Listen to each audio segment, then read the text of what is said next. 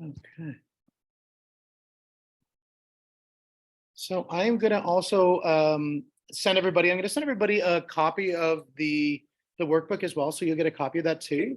And then we're going to be working through a couple different properties as well. Brian, as we were talking about, we're going to be working through some of the different properties that are already sold, and to kind of show you how we can do some calculations and that sort of thing. So that also going to come through. And so as we're going through the presentation, one of us is going to be sitting on the other computer and start popping off all the different properties to you guys so you guys can see. We'll share the screen here. As you have questions, we'll have a second computer here as well so that you guys can ask questions. Just put it in the chat and we'll make sure that we answer them right away so that we can make sure that we get your questions answered as we go through things today as well too. So, but for some reason, this one is stopping me from sharing the presentation here. Oh, here we go. Let me see here. And then, let's see here. Slide, no. Boom. That work? How are you? Can everybody see the first slide there, guys? Give me a big thumbs up if that's the case. Yeah, okay, perfect. We're gonna start in about 2 minutes. We're just waiting for Guy to come back. Hello, how are you? Good.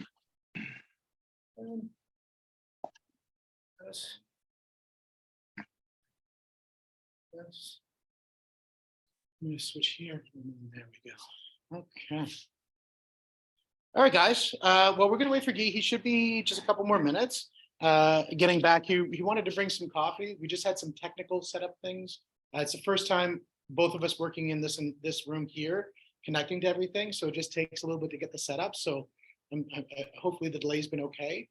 We have a couple stragglers who are going to be getting here in about 15 minutes, 20 minutes as well. So as people come in, just make them feel welcome. Don't give them that look of like, you're late, right? Because I think some of us, we told 7 and some of us told 6:30 because we figured there might be a little bit of a networking at the beginning and that sort of thing. So, so that's great. And for everybody who's online, guys, welcome as well. You know, we really appreciate your time as well. We try to make it interactive for both online as well as in person. So we're really excited for you guys to be part of this. Again, feel free to, you know, if you want to turn your mic on, say something. If you want to, you know, pop it in the chat and that sort of thing. As soon as Guy gets back, we're gonna have somebody live on the wire on the chat, making sure we're watching everything.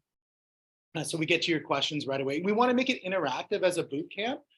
So it's not something where we're rather even like a mastermind, right? So when you have, you know, we've got a lot of people with a lot of different perspectives in the room with a lot of different skill sets.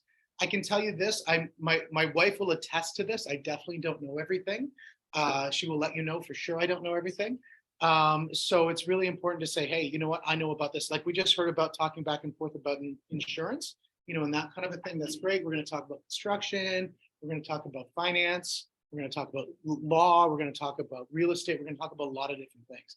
We're going to start off, first of all, talking about some mindset, because I think one of the things that's really important when we look at real estate and at business as a whole, really, is the mindset, making sure we have the right mindset from the very beginning. Because I think sometimes what we can do is when we start pursuing something, we don't realize that there's this bigger thing that we could be pursuing as we follow a smaller goal. In Keller Williams, as you're new to Keller Williams, one of the great things in Keller Williams is this course called Ignite. I don't know if you've taken Ignite yet. Yeah, it's amazing, isn't it? It's one of my favorite ones is the Big Why, which is where you talk about, you know, you've got to really know what's driving you, because if you don't know what's going to drive you, you're going to run into all these walls, these issues. When we talk about real estate, the issues that we run into when it comes to real estate are things like, you know, tenants not paying their bills, you know, or that furnace that just went on the clink, like the day you bought the house, you know, or, you know, for us, we bought a duplex and, you know, we made this beautiful basement apartment and then the wall sprung a leak. Right. And when I say sprung a leak, like literally it was a hose coming out of the wall. It was incredible. I've never seen anything like that. And so you're going to run into all these obstacles and you're like, okay, I know, I'm done. But if you pursue that bigger why, that bigger goal, that's going to allow you to get past some of those issues. And so that's where we're going to kind of start here. Now, the connection that we have here with Grant Cardone is a guy who's down in the States. He's, you know, a lot of people find him offensive. A lot of people find him amazing, you know, but his big thing is I don't care, just as long as a lot of people find me, right? His whole thing is I want attention. And because he knows after attention comes money. And so that's a really important thing for him. It's promote, promote, promote, big thing for him. What I really like about him is twofold. Is number one, he's got a system for success. And number two is he lives the system that he tells you, right? And I think that's extremely important because a lot of people out there, when they say, oh, you should do this, then they go and do this. I remember there was I went to meet up with this financial planner once as a mortgage broker. I own a mortgage broker. We'll talk about that in a minute. But and he asked me, and I said, hey, let's talk a little bit about your clients. And some of your clients are going to invest in real estate, and I know you want a balanced portfolio. So you got your index funds, you got your this, you got this, and then go into real estate. He said, we can talk about mortgages. And he goes, well, I'm not a really big believer of leverage, and so we don't want people leveraging their principal residence to buy real estate. That's bad. And he says, that's what our franchise tells us we can't say. And I said, oh, okay. And then we get a meeting done and we're walking the door and he's like, hey, can we just get together? Because I want to take a mortgage out of my house to go buy real estate. I'm like, okay. And it turns out it's just because the franchise itself says don't do that. That's their ruling, right? And so he has to subscribe to that in the way that to be part of that franchise. But then personally, he doesn't believe that, right? And that's one of the things that this book right here, which is the Sell or Be Sold book. And I think has anybody read this book? No?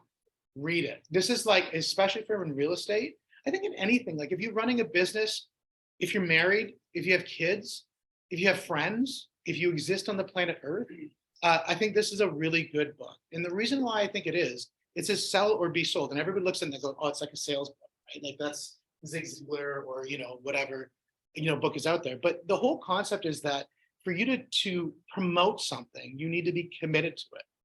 Because otherwise somebody else is going to sell you on what they're committed to. Right. So for example, if he says, if I say, hey, let's go out for sushi. And then he's like, I just want to go out for steak. And we're like, well, I guess we're going to go for steak. Well, he was more committed than I was. I got sold. He was selling. Do you see what happened there? I'll go for both, by the way. You can take me for sushi or steak. I'm good either way. Right. So I'm getting hungry.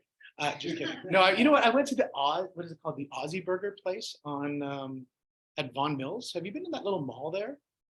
When you're heading south into the city, stop. This is a little, thing for that little mall there where the Vaughan Mills Mall is. You guys know what I'm talking about. Just a little bit north of it, there's all these little plazas right there. And they all have unbelievable, there's amazing bubble tea. There's this Toro sushi place that's unreal. It's unstoppable. The packaging is the sexiest packaging I've ever seen for sushi. It's ridiculous. You get it and it's you don't want to eat it because it's a work of art, right? It looks so good. And it's takeout. And you're like, this is nuts. So I had an Aussie burger there. So I'm good. That was the whole long story of that one. Yeah, write that down for the video. Aussie burger. Aussie burger. Because you can't. OZZIE. Oh. Aussie. But it is an Aussie because you have to get, if you want the true Aussie burger, you need the egg on the burger. So, right? So at least that's what my wife tells me. So I haven't been to Australia. She was there. Yeah. So come on in, David. How you doing, buddy? Yeah. Good. So without further ado, what I want to do is I want to kind of get started and kind of talk about some of the concepts here. And we have a booklet there. So if you want to take your booklets there, and I will be flipping a booklet the second that Guy gets here. I'm going to be flipping a booklet to everybody online so that we can have it for you guys as well. I'm going to give you the filled out booklet as well. So you have that because I know it'll be very difficult for you guys to take that. So if that's okay for you guys, we'll be getting that to you. Give me a thumbs up if we're good for getting the booklet in a little bit. Thumbs up. Beautiful. Okay, so the big thing about the whole concept about getting rich. Now, the one thing about rich, I want to kind of talk a little bit about that because it's sometimes, especially in Canada, because we're all so conservative and quiet. When you go to the States, it's totally different. Has everybody been to the States? We know what it's like when you cross the border, it feels different, right? Yeah. For me, I feel when I go across the border, I'm like 10x turns into 100x. I'm just there's so much money here, right? It's just crazy. Everything. And when you go to Keller Williams, for example, in the States, and you're like, yeah, I'm doing my 100 units or whatever here. And they're like, I'm doing 1,200 units. And you're like, what? It's crazy, right? So everything's just so much bigger down there. But one thing that they very, very have a lot of bravado about is money. And the one thing in Canada that we have a lot of non-bravado about is money. We don't talk about it enough, right? We don't talk about that getting wealthy is a positive thing. we kind of say like being conservative and not talking about money. You never want to say, yeah, how much do you make? How much do you make? Like, that's weird, right? But you go to like an event, like say a Grant Cardone 10X events, like it's a growth con. They'll be like, hey, how much you make? Oh, we're doing 10 million. How much you make? 15 million. How much you make? 500,000. How much you make? I haven't even started yet. And everybody's comfortable in the room having that kind of an open dialogue. It's a beautiful thing. And I think that's what, if you surround yourself with people, you can have that open dialogue around that. You can then start talking about how to build to be successful, right? Because the last thing you want to do is like try to be successful in a little bucket in the corner by yourself. It's just not going to work. Because again, just like myself, you probably don't know everything, right? So learning from other people, I think, is critical. And that open dialogue is really critical. Now, the idea that, being wealthy or being rich, whatever word you want to use that's comfortable for you, is unattainable, I think that's a myth, right? And I think it's definitely a myth because I want to talk about my experience, right? So back in 2005, I first started off as an entrepreneur. I started a construction business. And that construction business, we did HVAC. We did HVAC for some of the largest houses in Canada. So when I talk about the largest houses in Canada, the largest house we did was 55,000 square feet. Like, so put that in perspective, like that's probably bigger than this plaza that we're in right now, right? So not as big as the virtual space everybody's in, because that's infinite, but it's definitely bigger than the plaza that we're in, huge. And so it was really exciting project. So we grew that up to about 20 employees. We were doing massive work. And then 2012, in 2012, we had a really shocking year. That year we had manufacturer defects. We had problems with labor. We had problems with clients not paying. There was a lot of issues that happened. I burned through all of my savings and I walked away with about $750,000 in the hole. It was a very, very difficult time. Now, when you look at that and you're like, why is he telling me all this? Like, this is horrible. But what I'm saying is at that point I had to make a decision, right? I could make the decision saying I'm done. I'm, this whole like self-employed thing, I'm finished with it.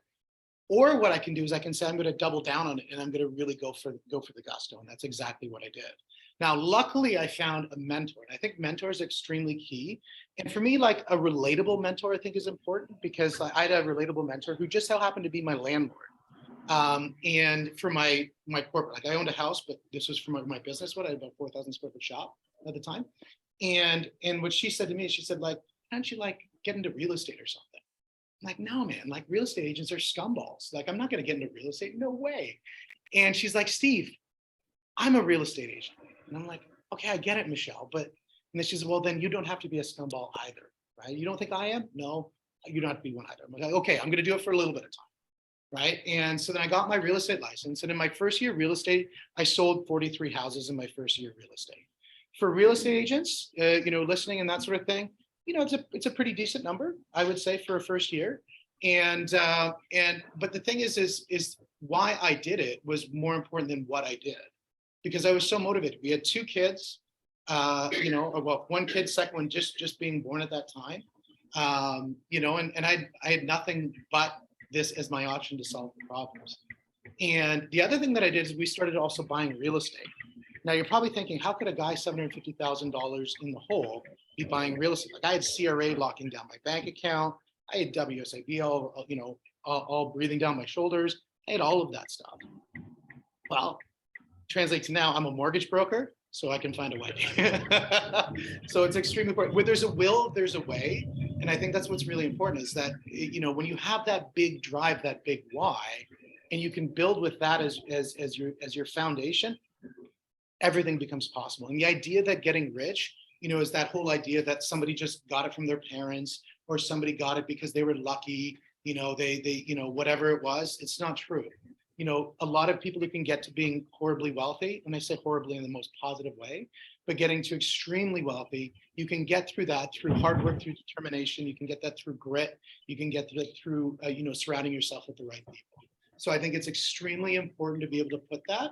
And we've got the coffee. Oh, and so that's where I kind of want to talk about that. Let's see if we can do this. Oh, there we go. And then so this is a concept just saying like, you got to know how to get it, then you got to know how to keep it, then you got to know how to multiply it. And do it in that order. That's how you can get this, on my shirt it says the 10X. this is how we can create that 10x growth. Because first of all, you first have to get the money. This is where we talk about income and how I'll important need to income is. see. Like if somebody's working at Tim Hortons, no offense to Tim Hortons, but if somebody's working at Tim Hortons and that's their only line of income, then their problem isn't buying a rental property. Their problem is they got to grow their income, right? They need more income coming in the door. Because if they buy that rental property and they have no fallback plan for income, they're going to be like me in that situation of desperation. You don't want to go there. Right? You want to go into something with a position of strength. That strength can either come through money, Why come can't I through get the trunk open? experience, come through anything like that, come through the friends that you have, your investors that you have, any of those things. But you definitely want to have first get money. Sure. The second thing, he's got to be able to keep it, right? So keeping the money becomes extremely important. You know, one of the things that he talks about, I'm going to skip through a couple of things because I know we're going, I want to go quickly so we can get also into some of the real estate as soon as possible, because I know Brian's jonesing to get into the real estate and I'm excited to give it to him. And so, but, you know, the idea of keeping it is, you know, Grant talks about running your business or your house on 40% of your income, right? So that doesn't sound like a get rich quick guy. Like, so when we think of Grant Cardone, everybody thinks of the money gun. Does anybody know who Grant Cardone is? Yeah, you know, the money gun. I drive the jet. I'm in the jet. I'm the big rich guy, right? Like, Is that crop money? No, I don't need the little ladder. I've got. I my don't big really know. I think it's gotta be real. I mean, you can't fly a jet, own a jet. I'm a jet I guy. tried to Nope, buy I don't need it. money. Yeah, like, I think That's amazing. So, they so give me $4,000 back. I didn't know they said it would work. yeah, that's I don't right. know. Fake money is expensive money. It's Yeah. true. Yeah. But yeah, so with Grant, you look at it and you see he's not talking about a get rich quick scheme. He's not talking about anything that is shiny object theory. He's more talking about here's what you need to do to be committed to your goals, and here's how you do massive action to get it done. Okay, and then the multiply, it means that once you just black is amazing. And so the multiply factor is the investment. Because if you can live off of 40%, there's a certain portion that has to go to the government, as we all know. And then the other portion that you can invest and put into real estate. And that's what we're going to be talking about today. So, you know, when we look at this, the idea that, you know, hello, how are you? Welcome. When we look at stats, you know, a lot of Canadians, and we can look at all of our friends who, when we look at a lot of our friends and family and that sort of thing, they're stuck in this situation of living paycheck to paycheck. They've been sold a barrel of goods, right? If we look at what the schools teach us, if we look at what the universities teach us, they tell us, go out, get a job, buy a house, pay it off, and live on whatever pension that you can live on. What do you mean there's no Right? one? The challenge with that is, you know, if any big thing happens, like say the government prints trillions of dollars, you know, for example, I don't know if that would ever happen, but let's just pretend it does. You know, if that should happen, what will that do to those pensions? What does that do to that setup for that individual? Like the guy who I ended up picking up the mic that we're not using right now, from Long and McQuaid, the guy who worked there, he's like, oh, you're a mortgage broker. I'm really trying to get into a house. And I said, okay, how much do you have saved? He's like, well, I don't really have that much saved. Both my wife and I, we work retail because I've been working at Long and McQuaid for 20 years. He says, the house that we're living in right now, we're going to have to be moving out because the landlord is selling the house because we can't pay him enough rent to be able to make sense for him to keep the property. He's been at his job for 20 years, right? That's almost more sad than me being $750,000 in the hole, right? That's a tougher situation. Because for him, he has to adapt to a world that he's never understood. I was taking risks. I was playing with fire. I got burned. I didn't even know the fire exists, right? Because he subscribed to the policy of, I'm going to work hard. I'm going to work for an institutionalized company. I'm going to be there for 20 years. And now he can't afford where he wants to live. He can't afford it. The maximum he can pay in rent right now is $2,000 a month, him and his spouse. Yeah. 20 years on the job, right? That's not the life we want, and that's not the life we want for the people around us, right? So again, the idea that you can save your way to wealth, I totally disagree with that. I think you have to increase your income, right? And we'll talk a little bit about different ways to increase the income, because if you look at it and you say like $700 a year, what's that going to do? That's like what, for us, that's 2 weeks of groceries right now. Like I was saying to somebody, we were talking about like a lemon is 75 cents for a single lemon. Like it used to be, you get 4 for $1. Remember that? Like that was like a year ago, right? Like 4 for $1, 75 cents, and they say real estate is going up. Like the lemon people, they're crushing it. So if you want to make extra money, grow a lemon tree. And no, I'm just Find a lemon tree you really can. exactly. Well, we did actually, we grew one in our house, but it didn't go so well. Yeah. You want to be in a position where you can sit there and see how much. That's right. That's right. You need a lemon, pick the thing up. We're gonna talk Well, Well, and that's a huge thing, because when we look at it, we say like, you know, we always get our advice from the your boss generation prior, or we I get know our advice from the people around I us was wondering where. and it that sort of was thing. It's coming like, you know, a penny saved is a penny earned, right? And so is that really the way that's going to get us to wealth? Well, we've already looked at that, and that's certainly not the case. Yeah, if you want to monitor the chat, Guy. Guy's here monitoring the chat, guys. So everybody say hi to Guy. Say hi, Guy, in the chat and everything. I'm gonna bring him like this. Oh, I can't. Oh, come on over here. Yeah, so here's Guy. I'm just gonna bring in, we're gonna do a little introduction for Guy. Guy went out and got us coffee here. So he would have brought you guys coffee too online, but I didn't know how to do that. We will get you coffee online. I promise you that. And talk about being prompt. You started before 7. I know I was back before 7. I was getting things going because I think online we were supposed to start at 6:30. Oh, So that's where we met the things up. doors open. I know, that's so true. Hey, So Steve, when we can look you at it, you hear say, me? where do you get your advice from? If we get it from the family who said it's always more about savings, it's because, you know, they learned from the generation prior, and that generation learned from the generation prior. And if you want to get the same results, keep on doing the same action. Now, if the generation prior was able to create generational wealth, you might have had a different perspective. Yeah, exactly. Like, exactly. If you're, you know, has anybody read Robert Kiyosaki, Rich Dad Poor Dad? Put your hands up. Right? I think it's one of the best books ever. Yeah. You know, best books. I mean, I love this book. Don't get me wrong. This book is top 10, top 5, probably top 3. Robert Kiyosaki is in the top 5, easily in the top 5. Simon Sinek is probably in my top 5. Start with Why. I don't know if you guys read that one. A brilliant book. But what Robert Kiyosaki talks about with Rich Dad Poor Dad is he talks about he's got his rich dad, you know, which is that self-employed whack job who always has these random people showing up the house and they're doing all those random things and just like mover and shaker. And then his poor dad is the professor at the university who worked a stable job throughout his year, didn't invest, was very conservative about things, and then, you know, didn't give the skill set for him to be able to get to where he needed to get to create that growth, right? So we have to look at who we listen to, right? For me, I listen to Grant Cardone. Guy's got billions of dollars. I think he knows what he's talking about.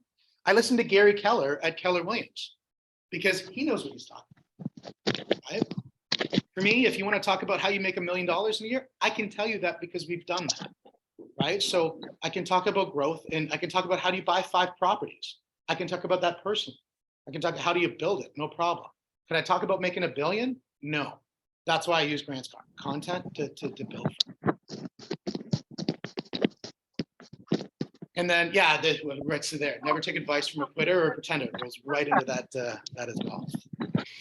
So financial freedom, this is a really big part. And this is why we wanted to start with this as part of our presentation, because it was really important, I think, for us to kind of say, you know, it's 1 part execution, but 2 parts mental, right? The 2 parts mental is we have to forget what we knew, so we can learn what we're going to know, right? Now, if there's something that's a good habit that you built from the past, keep it, retain it, and share it, right? Because this isn't a tear down strategy. This is a build strategy. And like a renovation, there's parts of the house you want to keep. It's like a mentality. It's the same thing. We want to keep the parts that are going to work, and we want to abandon the parts that are not going to work, right?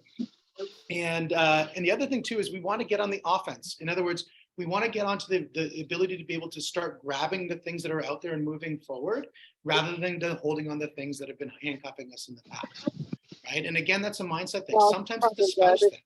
You know, you're looking at a spouse and you're dealing with a spouse who might not be on the same page as you, right? I was that with my wife. when we were buying our first investment property. She's probably listening to this and laughing right now. Is her name Emily? Her name is Emily. Oh, she's on here. Oh, shit. So when we bought our first investment property, I was like, real estate's for old people, right? Well, And this was back before we really started realizing the value of real estate, right? But we had to abandon that mindset. She had to like, chisel it out of my head. And then finally we could see the big merits of what it did for, we bought that one house for like, I think 115,000 and now it's worth like 800. Now that's not an overnight thing. That's over since 2005. Yep. Yes. But I Can't see the- Yeah, Perfect. There we go. Oh, is she music playing or something? something like that. Oh, okay, perfect. Yeah, thank you. You're driving.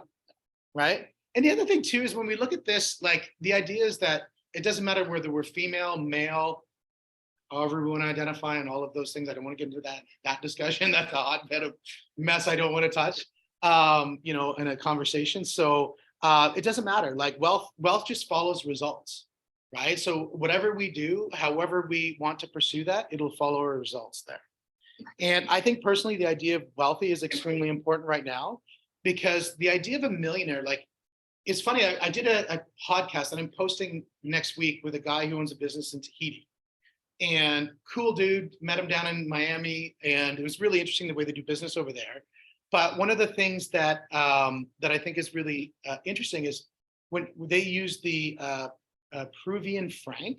So everything's like in like millions of francs, right? So like when you look at the way that they talk about money, it's very different because for us, $1 million, like we all remember being a kid, like I want to be a millionaire. There was Richie Rich.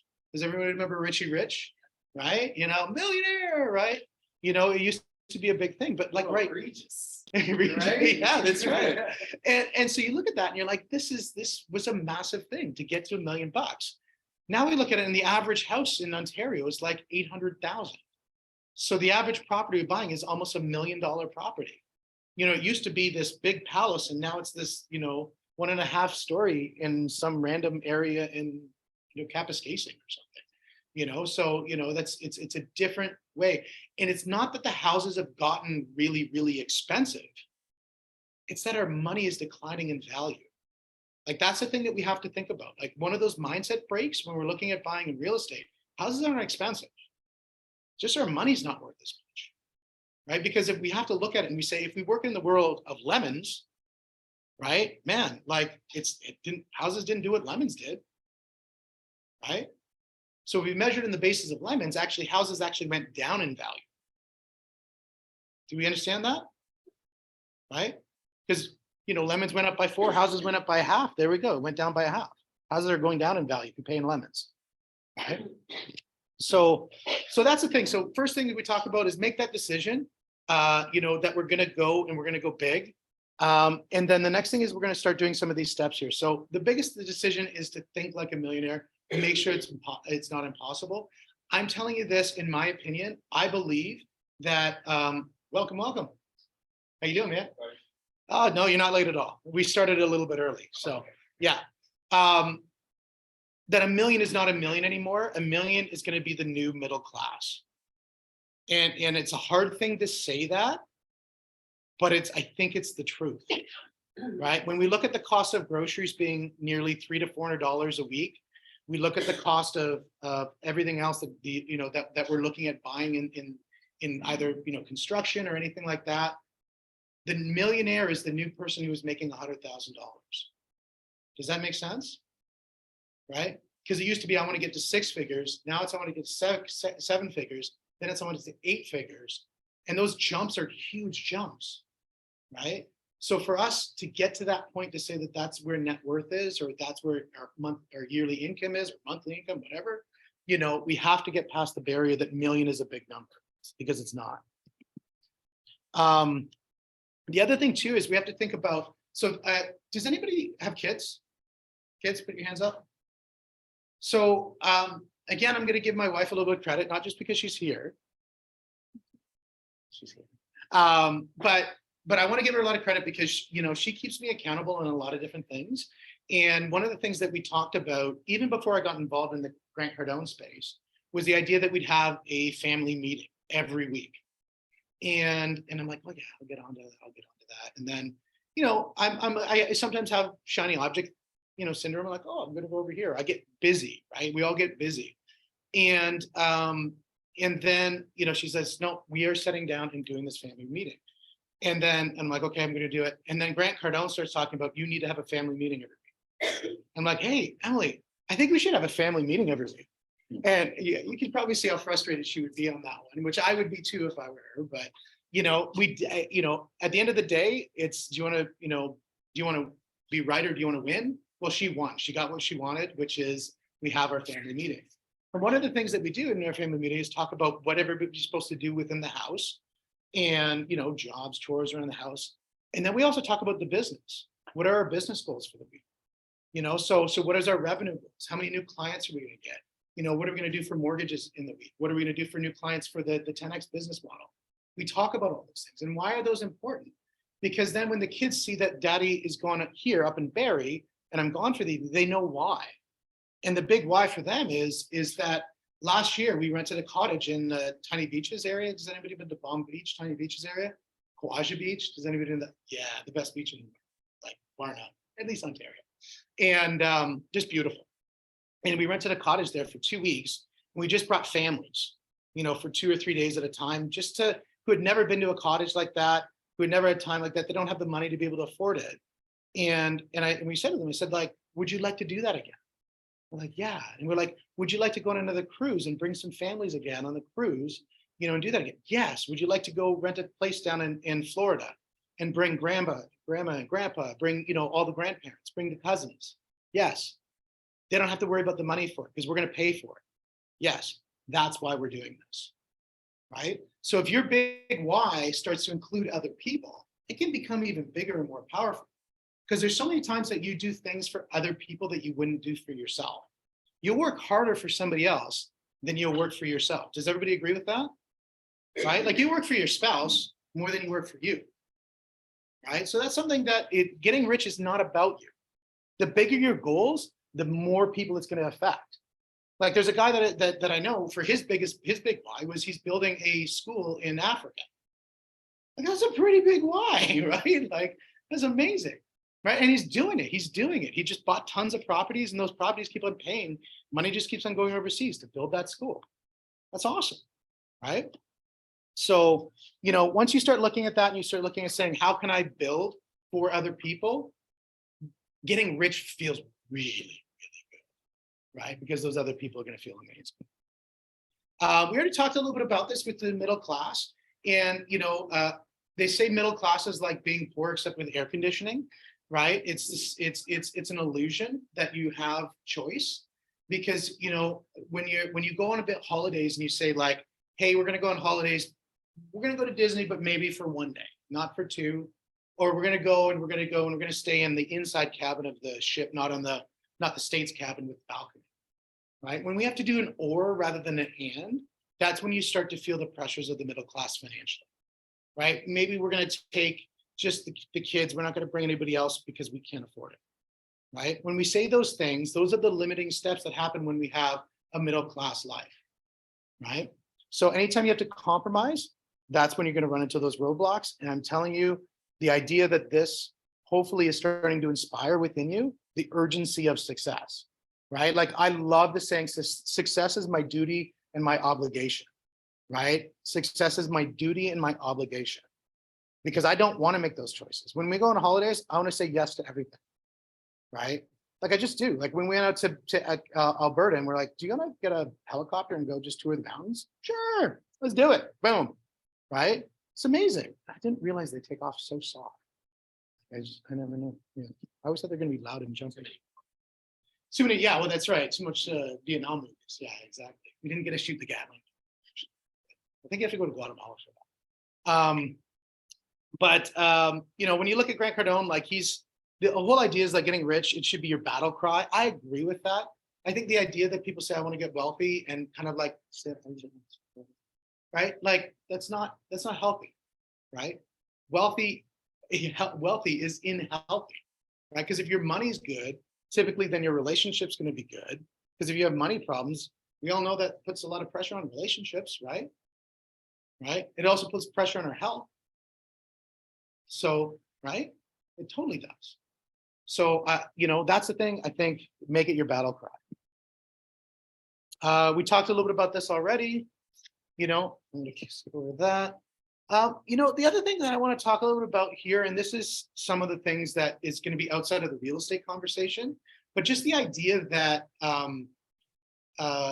you don't have to just work with what you have. You can start building other things, right? So I'll give you a great example. What we're doing today, really not for Guy, but what we're doing for today with this 10X component that we're talking about here is I'm going to show you how this relates to what we're talking about right here. So it's like, for example, if you want $1 million, you just need one person to write you a check for $1 million. Does anybody have somebody who can do that for you? Well, probably not. I mean, maybe you do. Like I have people who will write me a check for $1 million if Why not use? there could be, exactly, right? And so yeah, do I have people who write it? It comes with obligation. It's not just a free check, right? So that's number one. So the other way you can do it is get 2 people with 500,000, or you can break that all the way down, right? When we look at our salaries right now, everybody in this room is going to make $1 million. Do you understand that? Like if you make $50,000, you're going to make $1 million. It's just going to take you 20 years to get there, right? If you want it in 1 year, you just need to make it once, or you need to get other sources of income to start backpedaling. So for example, if you have a side hustle that gives you 50 grand, as well as your main hustle, which is your job, now you're at 100 grand. Now you've just taken your $1 million down to 10 years. So all you're going to try to do is net present value that forward with other lines of income. Like one thing we were talking about with Jason here, if you don't mind me bringing it up, when we were talking about Jason's business is he does helical piles. So helical piles basically, and hopefully I explain this right, these are screw piles. So they're basically like a screw that goes into the ground. Does everybody know what a sonotube is? Like when you put a deck in or something like that? These are replacements for that. So it instantly screws in the ground, comes with that engineer stamp, speeds up your construction, has the engineering stamp, you're done, you're in, you're out, right? Beautiful business, it's amazing. One of the things we talked about is one great way to help build this business is find a second product he can sell. Because he's got thousands of clients who love his product, who are engaged with him. All he needs to do is grab a second product and sell that to him. And he's doubled his business. Isn't that amazing? Right? Because he does a great job, right? So that right there is saying, I've got a business and I'm adding onto that business something that's complementary. Right? So whatever you do, who else runs a business in the room? Business. What business are you in? Branding. In what, sorry? Branding. Branding? Oh, marketing, branding. Yeah, perfect. And which different elements do you do in marketing? I'm really focusing on brand development, brand strategy. Yeah. A lot of logo design as well, but Nice, nice. And do you have a couple different options that you offer people? Nice. yeah, I mean, it's essentially developing the brand as a whole. So that includes the strategies component, but also all the collateral elements. So logo, website, any sort of material, brochures, things like that. We don't necessarily do like marketing. Yep. That's a different piece in itself, but essentially Beautiful. That's awesome. Yeah, we were talking at the other event the other day, and it was, what you do, I think is pretty amazing. What about other people in the room? Business owners? Yep. Sorry, he had his hand. Ladies first. How about that? Investment and insurance. Beautiful. And right there, you have 2 things that you offer: investment and insurance. They go hand in hand, right? Which is beautiful, right? Other businesses? Yeah. Beautiful. Residential construction and renovation. There's a whole litany of things you can do with that, right? And you can get into things like property management. You can get into things like just, building your own properties. Like what a beautiful spot to be in. Construction's awesome, right? I love it. So when we look at that and we say, how can we get up to here? You look at your clients and you say, well, if my average client is paying 10,000, you just need 100 people and you're at $1 million, right? That's it. 100 clients, $10,000 a client, you made $1 million this year, right? Now you can 10X that and say, okay, well, I want to have $100,000 with 100 people, and then we can, start jumping up numbers. The thing is it's not the numbers that matter, it's that you're doing the calculation that matters. Does that make sense?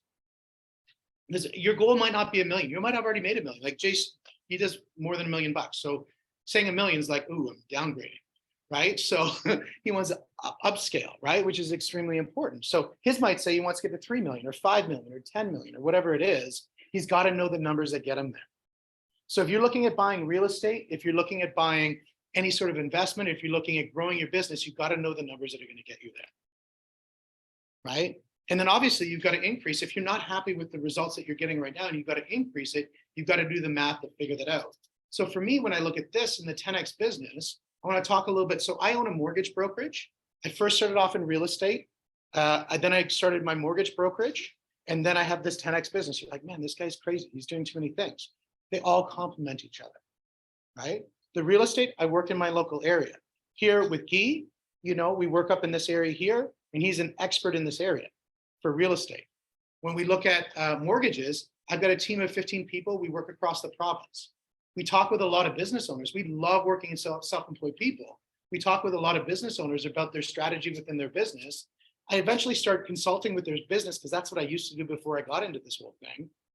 And I'm like, well, why don't I just start doing it as a business? My wife said, Steve, you keep on going out and helping people with their business. You got to charge, you're not allowed to do it. I'm like, okay, fine. We'll start, running a business out of this. And then I was like, okay, I need a system. And that's how I found Grant Cardone in the 10X process. So they all complement each other. If you're going to grow a business, keep the business number one, unless it's like something you really hate, like if you're, a crab catcher in the seas of the Atlantic or something. Isn't that the worst job or something is what they say? The crab catcher, right? It sounds like pretty cool. I mean, it'd be freezing, but it's kind of like the smelly seaweed. Yeah, it sometimes makes me hungry though. I don't know. I love that smell of the ocean. It gets me hungry. And then, again, it also goes to, if you have too many different businesses that are not related, like I've talked to people that are like, I'm going to do this, and then I'm going to go over here and do this. If they're not related, you can't maintain attention on all of those businesses, and money follows attention. If you're not looking at your business, you're not tracking where your money's coming from. If you're not judicious about managing it, it's going to go away. Like the idea that money can just sit, money gets bored. It's going to find somewhere it's going to go to. It's going to go to inflation. Right? It's going to disappear. If you just stock in the bank, it's going to go to inflation. If it's in your slush account, it's going to go to slush stuff, right? So, or it's going to go to that. I'm just going to dump it on a marketing project and hopefully something works out, right? So, we're going to talk a little bit about, is anybody looking at starting a business who hasn't started a business? Yeah, right there. Perfect. So, and it could be starting a business, or as we were talking about, buying a business, right? Because if you buy a business, you get a little bit of an accelerant at the beginning. And that can give you a lot of value, right? But I was talking with some people as well. Anybody work for somebody, right? Yeah. So if you're employed, when they look at people who are actually really wealthy, a lot of the really wealthy actually work for somebody. They don't own a business, right? The word to me is entrepreneurial. So if you work within a business, you can be entrepreneurial within the business, which would be considered entrepreneur. You're an entrepreneur inside somebody else's business. One thing, we were talking about, I think I was talking with you about as well, is, the idea that if you could, as the business owner, incentivize people within your business to take action and give them the opportunity for growth. Isn't that amazing? That's just like the same thing as a entrepreneur finding more clients and growing their business, except they're doing it in the comfort of having a salary plus a variable compensation. Right. So if you're in a business, you're saying, hey, look, I want to do more things. Talk to the business owner and say, like, how can I get tied more deep into the strategy of your growth so that I can, we can grow together even deeper. Right. As a business owner, who would love to hear that from their employees?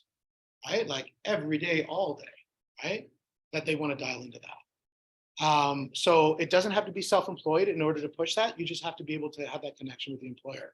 I was at a conference actually with a college. And all these people would come up to the table, they're like, could I get a job? And they'd give me a resume. I'm like, ooh, like, it's like, you're going to try to throw in the cancer on the table like it's on fire or something. It's crazy. I'm like, no, that's not how you do it. Like, go up and ask me. Say, first of all, I researched your business. Second of all, here's what I found out of your business. Why are you here at this show? What are you looking to solve? You know, and if I could solve those things, what would that be worth to you? Like, isn't that a better job? Like sitting at a job booth and saying, I want a job, right? Here's my resume, right? So think about that when it comes time to doing a review with your employer. Like, hey, this is what I've done. That's great. It's already been done. Let's talk about what we're doing going forward, right? Yeah, and then you are your business. You don't start a business. I think we kind of covered that. This is the where he gets a little gregarious, right? Where he says, "Who got my money?" Right? That's a statement he loves throwing out there. Who got my money? So he kind of says this and jumps around and gets all aggressive, and people go like, the Canadians in the room obviously are going like, right? But the idea of that is it's not like he's not focusing on the money. He's focusing on the who, the word who, right? So you know when you're looking for investors, who's going to be my investor? And that who might be, maybe they got a lot of money. I just don't want the who. Because we all know it's like to part, well, not all of us maybe, but if you've ever had a bad business partner, has anybody ever had a bad business partner? Yeah, it hurts, right? Especially if they have lots of money, it can be very painful, right? And so, you know, you got to ask who's got my money. If you own a business, what's the avatar of your client look like? What's the perfect avatar look like? As a realtor, what's the perfect avatar for your client? Do you like working with first-time home buyers? Right? Is that the jam? Because if it is, that's what you're going to push heavy with, right? If you like working with investors and you don't talk any of the investor language, like I had this agent join our business a long time ago, and she's like, I want to work with investors. Have you ever bought an investment property? No. Well, what investor is going to take advice from somebody who's never bought an investment property? Right? It's hard. Right now, if you tie your brand to somebody else who's doing a lot of that, you can ride on the shoulders of giants and use that as your lever. But if you're not prepared to do that, you say, I'm all brand and I'm everything. And, oh, look at me, I'm the person to look at. Well, if you haven't done anything, you're the charlatan. And people will know that right away, right? So who's got my money? I think it's really important to know. Boom. I think like the idea of this event today, who's getting evaluated today, by the way? Are you guys, am I touching some nerves at all? Yeah, sort of, maybe. Yeah. Give me some thumbs up online if we're hitting some nerves. No, maybe. All right. And then the other idea is that once you start getting money is stay broke. This is the hard one, right? Because if you want to buy an investment property and if you made $100,000 in a month and you spend $110,000, well, that investment property is not going to come your way, right? So if you always have to operate on the income you used to make, not on the income you're going to make, right? Because the biggest thing that I see people do is they start inertia in their business and they start making a lot of money and they overspend, right? And you know, like the Olive Garden, remember, guys remember the Olive Garden, right? Yeah, so the Olive Garden grew so fast, you know, their salads were good, right? Salad and bread. And the bread was amazing, but their business model Yes. killed them, right? They grew way too fast. You know, they were very successful, but they were not liquid in cash, right? So they completely collapsed as a result of just not having the magic and the money, right? So you got to make sure you stay broke, right? Stay broke in the mindset too, not like saying like I can't afford this when I go on holidays because that's a budgeted event. But if you say, you know, like I'm not going to go out and buy that big flash car, you know, because now I've got a little bit of money in the bank. You're going to say, no, I'm going to save that. I'm going to buy that big flash investment that's going to pay me in dividends. Now, if the big flash car, like I bought a Tesla and I didn't buy it because it's flash, although it is really fast. But I got a $55,000 tax write-off. So if you're looking to save money, buy a Tesla because you get the write-off back and you get the HST back. So pretty cool. And I never had a gas station, so I save time every day. So that's kind of nice. So it just, you know, that side of thing, I'm like, it's worth it. Versus then when I had the BMW and I'm like, but you know what though, to be honest, I bought a BMW and it was hilarious. It was a 2015 and this was like 2020 or something. I bought it and I bought it for like, I think like 20 grand or something like that. I got a really good deal on it. And I drive up to somebody's house as this real estate agent at the time. And I drive to somebody's house and they're like, oh, he's really successful. And because I'm their mortgage broker, I'd be looking at their mortgage and I'd be looking at their debts and they drive a pickup truck and their pickup truck is $80,000. I'm like, so that's a good investment, right? So it doesn't have to be terrible, but just something that's economical. Right, so again, an idea, hard work times time plus discipline equals success, right? So I want to start to dial into the invest side of things, so we can start talking about investment, guys. Does anybody have any questions about this? Or just about the beginning that I missed, started. Yeah, Did you touch on the why? yes, Okay. Yeah. If we can do a pause before this section and get people to get granular with a notebook and write a few things down. I think that's perfect. I think that's a great idea. I think, if we take down it, like a lot of times what will happen is you can listen in a session and then you walk away and you take that workbook or whatever it is and you throw it in the trash or you put it up on the shelf and it collects all the dust and then it goes into the box and then you move it to the next 16 houses, right? That's typical for any of these things. So I agree with you. If we could take a moment and go into your book, I don't care what page you pick. I don't care if you write on the back or anything like that, but start writing down your goals, right? Write down your big why. Can we do that right now? When we think about our big why, and at home, guys, everybody at home, I want you to write down what your big why is. Like put it on a piece of paper. And this is something that allows you to kind of, like if you vocalize something, it's like whatever you think is what you say. What you say is what you do, and what you do becomes your world, right? And so that's what we really want to do, is we want to take it out of our brain and get to step number 2, right? By vocalizing it through our pen. If we want to vocalize it vocally, say it out loud, what you guys want to hit, right? So we'll take a moment to do that. I'm gonna talk. Yeah, do it. Okay, I'm gonna talk. Hey, whoop, I'm unplug everything while I trip on Yeah, this please too. do. It's a problem with having plugs in the floor. Some of you know me, some of you don't, and if you're online, hi.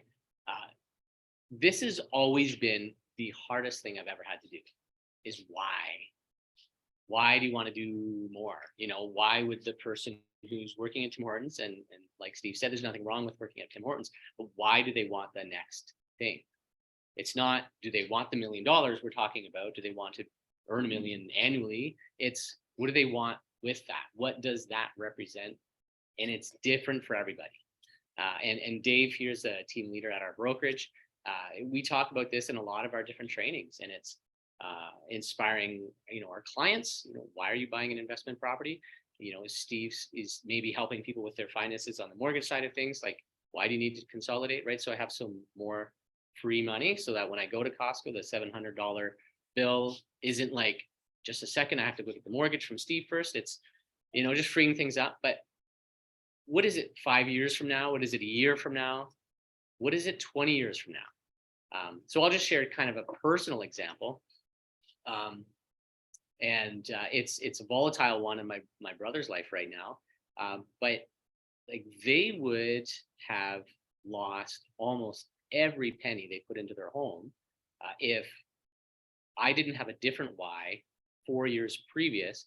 Their rent to own contract, so as the tenant buyers, as that was coming to fruition and they were meant to take possession, they would have lost basically everything they had to their name, because the seller was not going to be willing to extend while my brother and his spouse got their act together.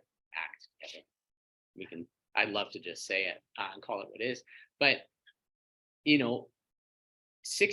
4 years prior to that, I wanted to change my life. We had a kid. We can talk about kids, and I was the husband bringing home like $400 a week. That was like my max paycheck, plus a second job, plus a business I was trying that was doing nothing but costing time. So I was working 16 hours a week and bringing home max $650.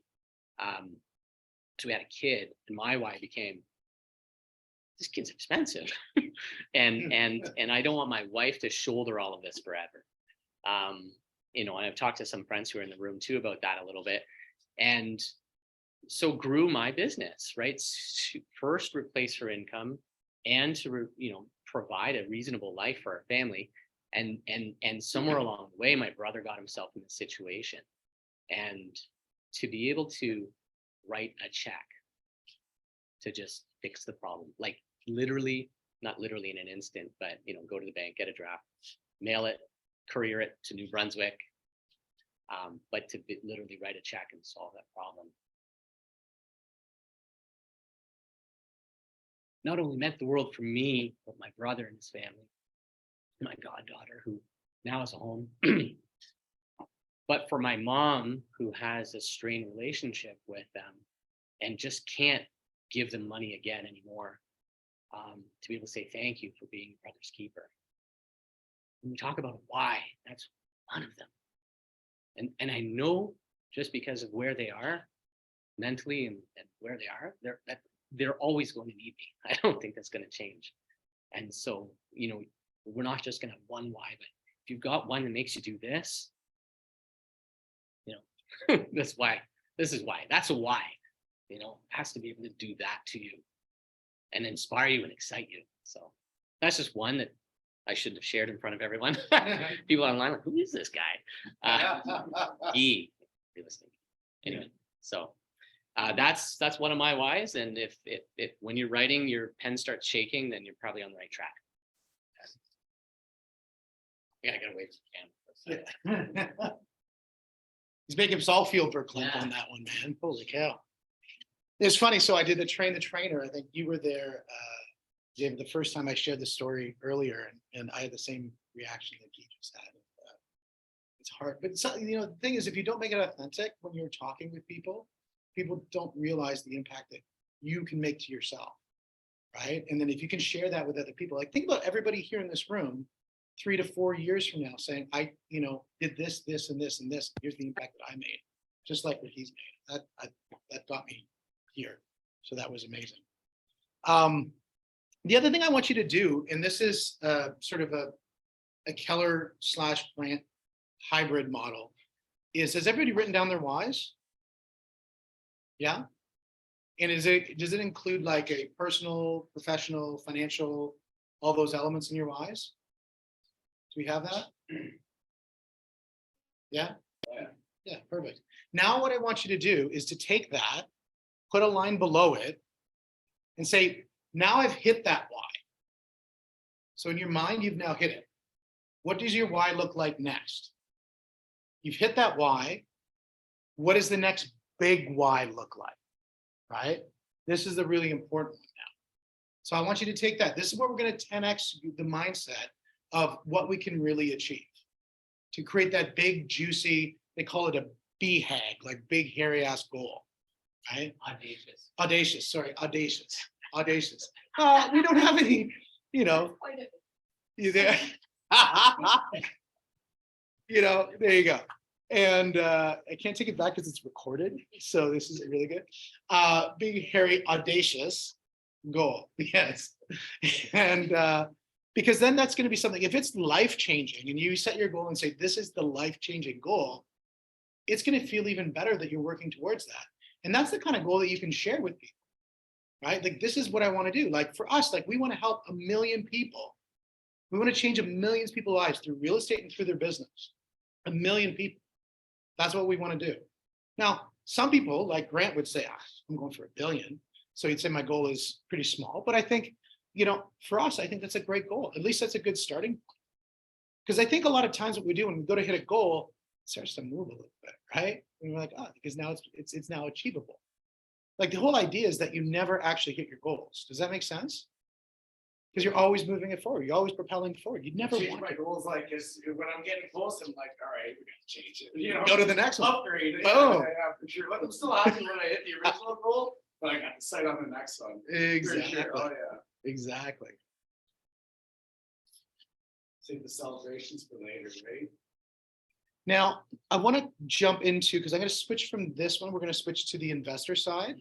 So can we get that one all loaded up here and go through it? So Guy's got some sheets on the table, and I want to kind of give a proviso about those sheets. They're not for sale. So we've got some properties that we're looking at, and Guy's going to share them. You can share them online as well. They're not for sale. There are properties that are already sold. And the reason why we wanted to look at properties that are already sold is because then it's not like we're trying to sell you real estate. It's more like helping you dissect a deal that's already happened because it already has a statement of value. Okay, I'll let you take over. Yep. All right, just give me a second here. I gotta switch screens. See if this is still logged in. I might have goofed up your computer, Yeah, thanks for that. man. All right.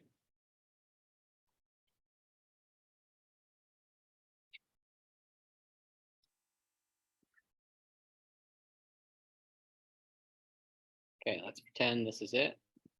Okay, so if you're here in the room, you'll have in front of you, if you're not in the room, all you saw was my forehead. Large target. Okay, so there's Matt, what's the top property that's there?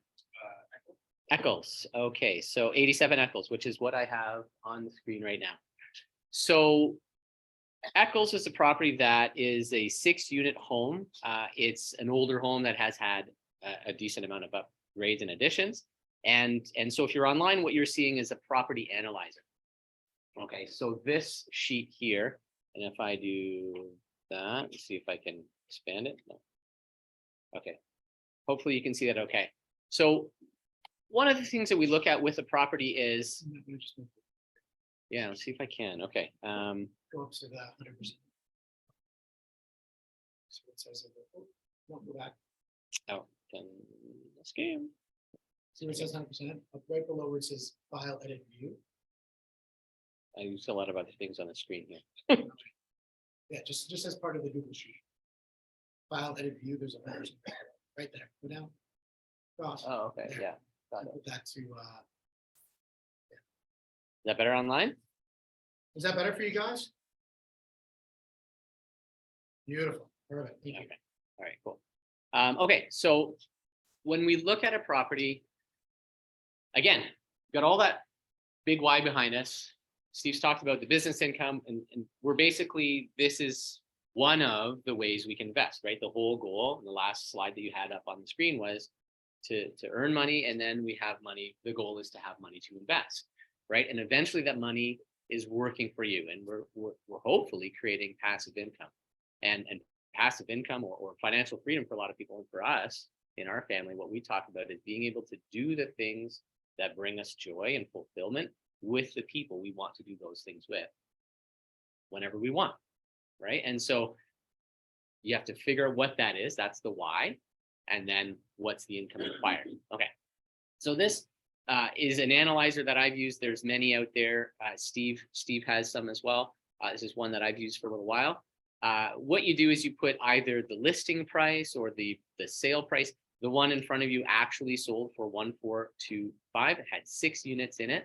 And so I'll just kind of go through how I analyze this. So if I click on this cell, which you can't really see up here, for each unit, we have a rent roll. Okay, so this unit rents for this.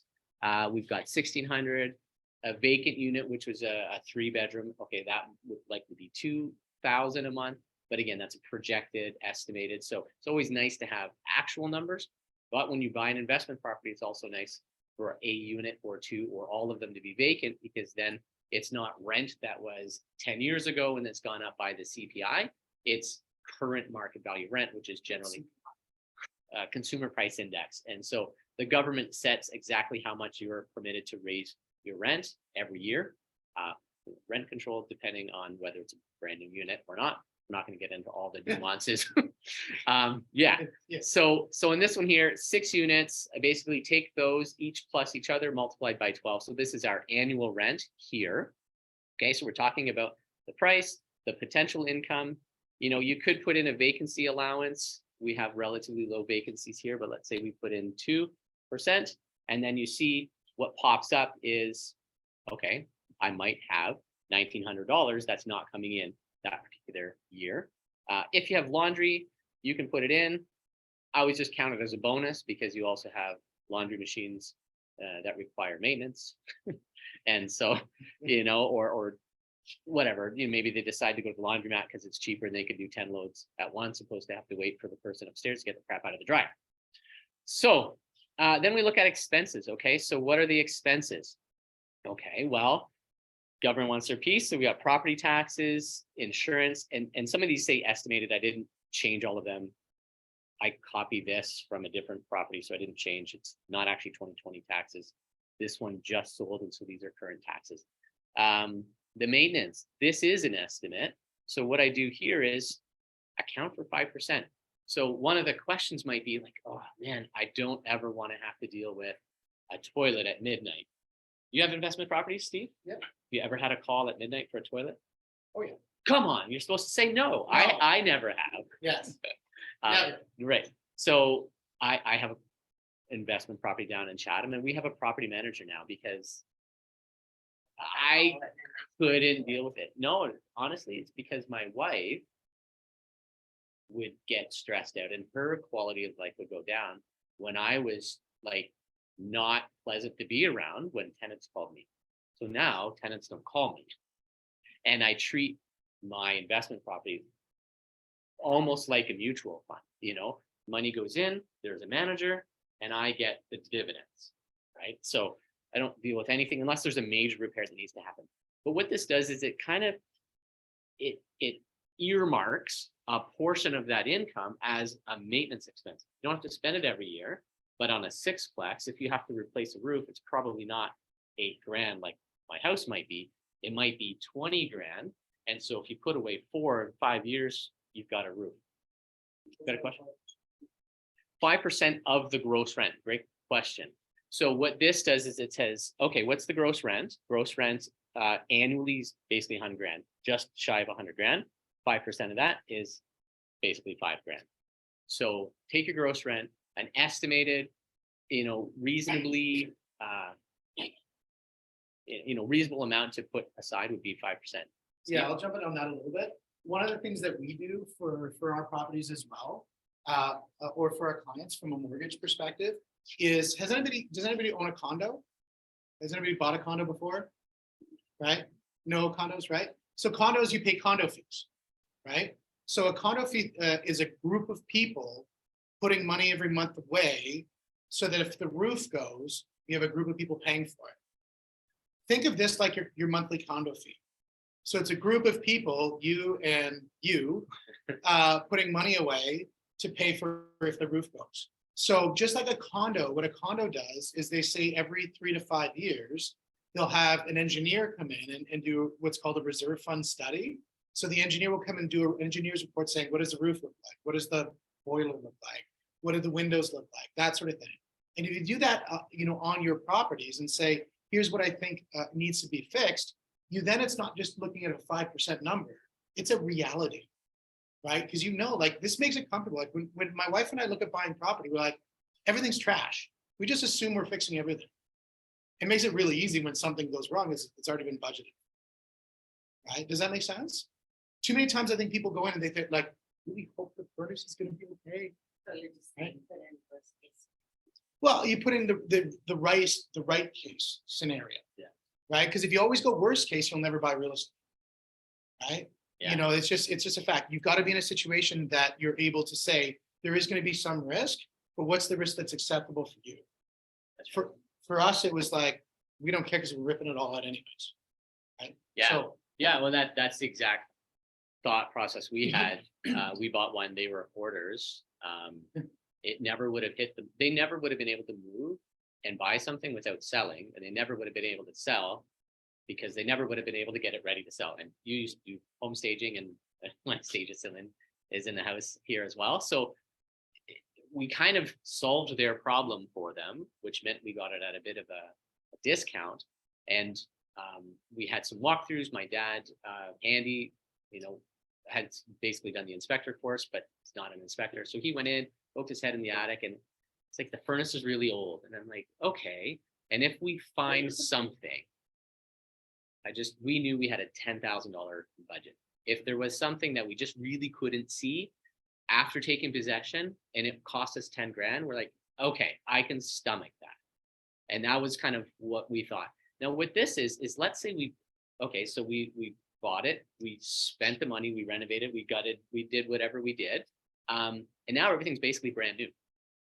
Okay, so now this is my future planning. It's my emergency fund. It's the tenants flooded the basement and maybe insurance didn't cover it and I have to replace a furnace that just got ruined or something like that. Or it's, okay, in 10 years, I know I'll have to do a roof. Well, what if it's 8? This is basically budgeting, like you said, that condo fee for the future stuff. So where the 10K after closing is your initial cost expense or outlay, which this particular form actually addresses as well. So thank you for the question. So that's the 5% maintenance. It doesn't have to come out, but a prudent investor is going to earmark that they're not going to spend that every month. They're gonna set it aside in a fund either for this, or a pool of properties. And then like myself, that particular property is 5% maintenance fee, management. So you have someone else who is screening for tenants, finding the tenants, taking those tenant phone calls. They're collecting rent from the tenants. They're providing you an invoice, and they're, obviously pulling their fee out. They're providing receipts for the tenants. They're dealing with everything regarding the tenants. Tenants have an issue with another tenant. They have an issue. Hey, I'm going to be late for rent. Like, they're not calling you. That's what the property management fee is for. Okay. Now 5% is probably the baseline. You won't find it less than 5%. Generally speaking, you're going to see between 5 and 10. If you're doing a student rental, it's going to be 10 for sure, maybe more. But 7, 8% is pretty reasonable. The higher number of units, it's kind of like one location for 6 units, so it's a little bit less management for them. Where you have a lot of turnover, perhaps is where they might end up with higher management fees. This particular property that we're analyzing there at 87 Eccles, there's some heat included, hydro included, common units, and they have the laundry as well. So that's included there as an expense, and water comes in. The only thing that's not in there that could be, and this is where you really want to look at, what are the numbers the sellers and their agents are providing? Because sometimes, most times, they present the numbers in a way that makes the investment look really profitable. So they assume that everyone's going to work as hard as Steve, and they'll take the management fee out, right? And they're not going to include any expenses like maintenance, because who knows what it might be, but they want the numbers and the cash flow to look as high as possible. So they're also not going to put things like snow removal. Well, in a sixplex, you're not going to expect the tenants to shovel the parking lot, right? So you might be 2,500 on something like that. So as an investor, when you're acquiring something, maybe it's your first investment, you're like, yeah, I don't mind being a landlord. I don't mind being the property manager. I don't mind taking these calls. I'm going to learn about the process. I'm going to do all of this. I'm going to take this fee out. However, one day you may want to sell this, and a professional investor who's acquiring another property for their portfolio is not managing it themselves, and they're going to look at the numbers this way, and so should you when you acquire it. Okay, so think of it when you're buying from the eyes of the future purchaser as well, and the bank. The bank, especially on a sixplex, they're going to look at these numbers, and then they'll probably add some other things, I'm sure. Okay, so if we go there, okay, well, what's the other major expense? And of course, I'll get Steve maybe to speak to this a little bit, but we've got mortgage details. Okay, now it's a sixplex. You could get away with less than 35%. However, let's use 35%. That's a down payment. This tells you how much that is on the purchase price. If we amortize that over 25 years at 5.8% monthly payments, this is the mortgage payment. Okay, and the mortgage, the income basically coming in every month is more than that. Okay, I'm going to skip over the cash to close. Those are your closing fees, lawyer costs, land transfer tax, those kinds of things. Oh, watch this. I'm not going to skip over it because I think this is, if you're buying an investment property in Toronto, I'm just going to put yes, meaning yes, this property is in Toronto. Watch what it does to this 24 right here. So Toronto is the only municipality in Canada or Ontario, I'm not sure, we have Ontario land transfer tax, and they have a Toronto one as well. It's both. So that's a nice thing about Barrie. And title insurance really is dependent upon the value of the property. So it's probably, I'm not even going to guess because I'm not a lawyer and I don't do it. But it's not $20 and it's not $500. It's probably closer to $1,500 or something like that on that property. Okay, so based on that down payment, this purchase price, this has a cap rate. What's a cap rate? Okay, so it gives you the formula there. Net operating income, the NOI, divided by the total price equals your your cap rate. Okay. So 4.76%. So you can play around with some of the numbers and say, well, I need a higher cap rate. Okay, well, how do we do that? We increase the net operating income or we reduce the purchase price. Those are basically the things we can do. Okay. Are those terms making sense? Net operating. So total income minus expenses, net operating income.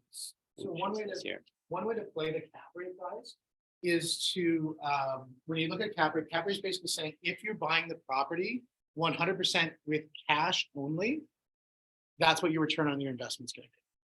So if you bought it with just cash, there's your return. Okay. Now, as a guy who's a mortgage broker, I would probably suggest that's not the best strategy. Even with the higher interest that we're paying right now, it's still not the best strategy because we're just going to go a little bit further down and look at what the value of leverage is to give you a better purchase price, better return on your money. Does that make sense? But I always think that when you're looking at investment, you need to compare it to what if I get a Fidelity mutual fund? What if I go invest in Bitcoin? What if I go invest in Someone else's business. or invest in a business? There you go. I mean, there's a lot of different things you can invest in, right? So if you can't compare apples to apples, that's where I think the cap rate comes in as a cash purchase. But I think moving on to the next one, I'll let you go over the Yeah, next one. thanks. Okay.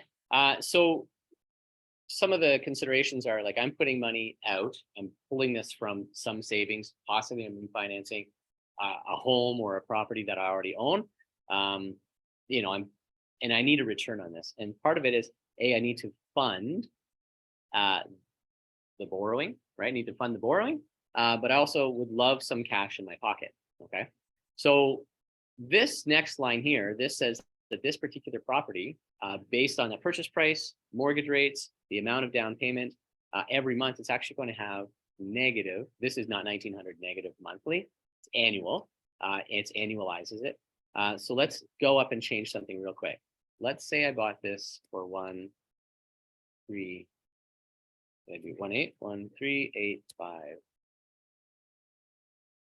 A bit of a good deal negotiating here. I'm gonna cash flow $1 a month. I break even basically. That's a pretty good guess. So the goal is not to break even. We would love $50 a door per month, $100 a door per month. Mortgage rates have climbed, right? If we were buying this at 3%, I want to see what would happen if you bought this a year and a bit ago. What's the cash flow annually?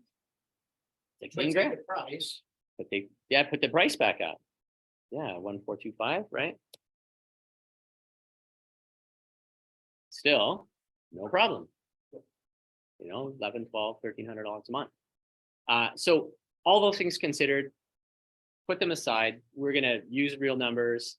Cash flow is one factor, right? We talk about buckets, talk about the different things that allow a real estate investment to put money in one of our buckets. And one of them is cash flow, right? So extra income in our pocket, in our bottom line. It's either going to a savings account for the next investment, it's going to supplement income, whatever that income is for, it's cash flow. So cash flow is one of them. And then we look at this passive appreciation, capital appreciation. So if you look at the real estate market and you average it over the last 50 years, any guesses as to what the residential real estate market has done on average as growth year over year on average?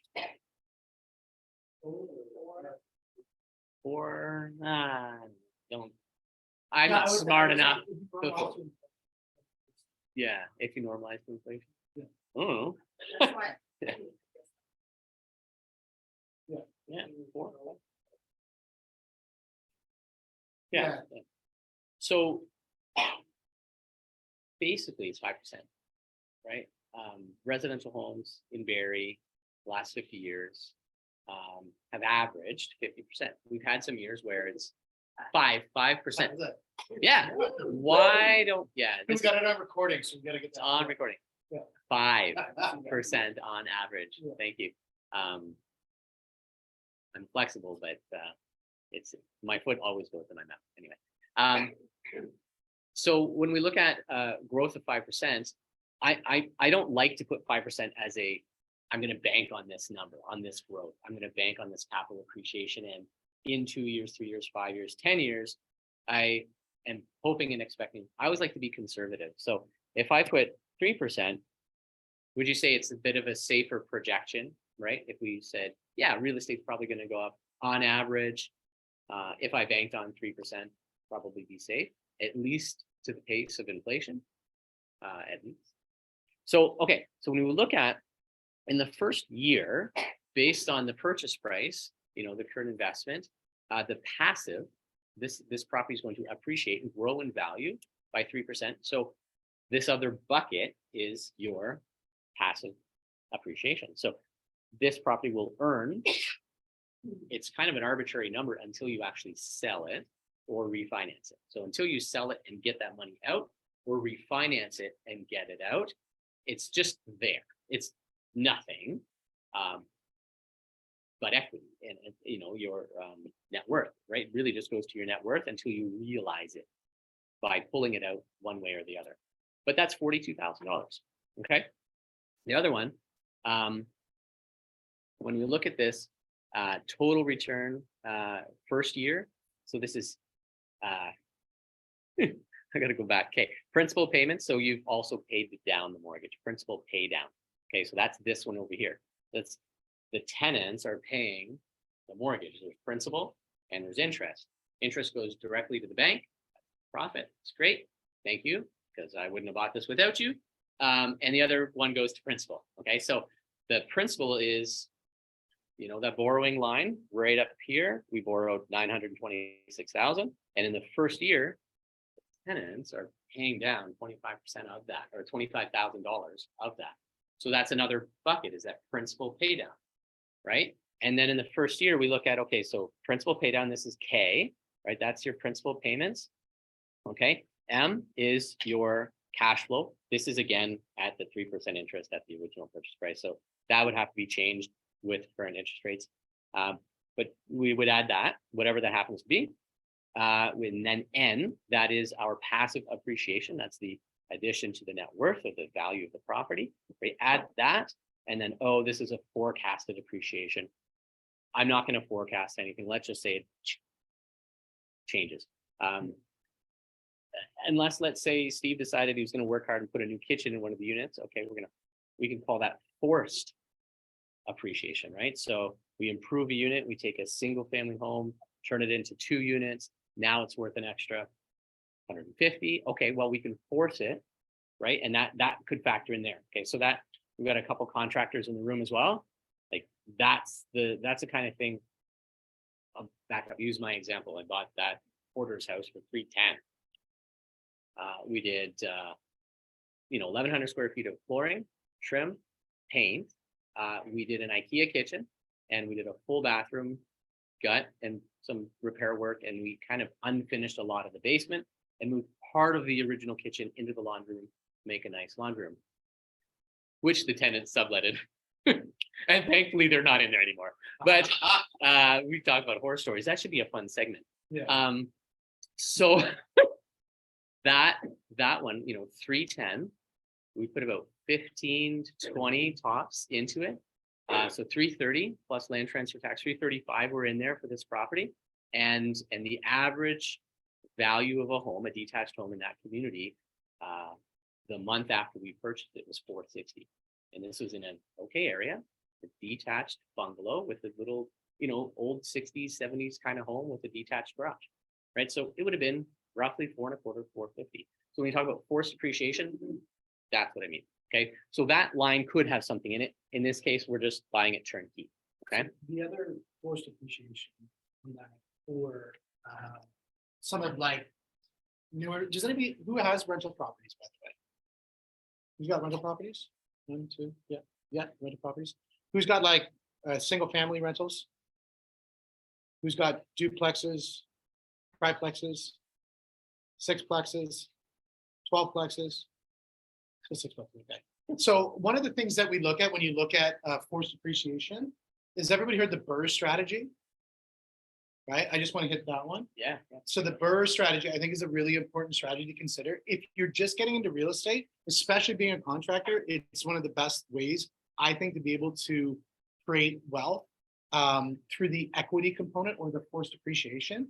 It's where you buy the property, you renovate the property, and we're gonna put that in an asterisk in a moment, but you renovate the property, you rent out the property, then you refinance the property. And the last thing is, obviously, once you refinance, the big one is don't go out and spend it, repeat, right? Go out and buy another property. That's what we did. Remember how we talked about how we're really far behind at the very beginning, 750,000 in the hole.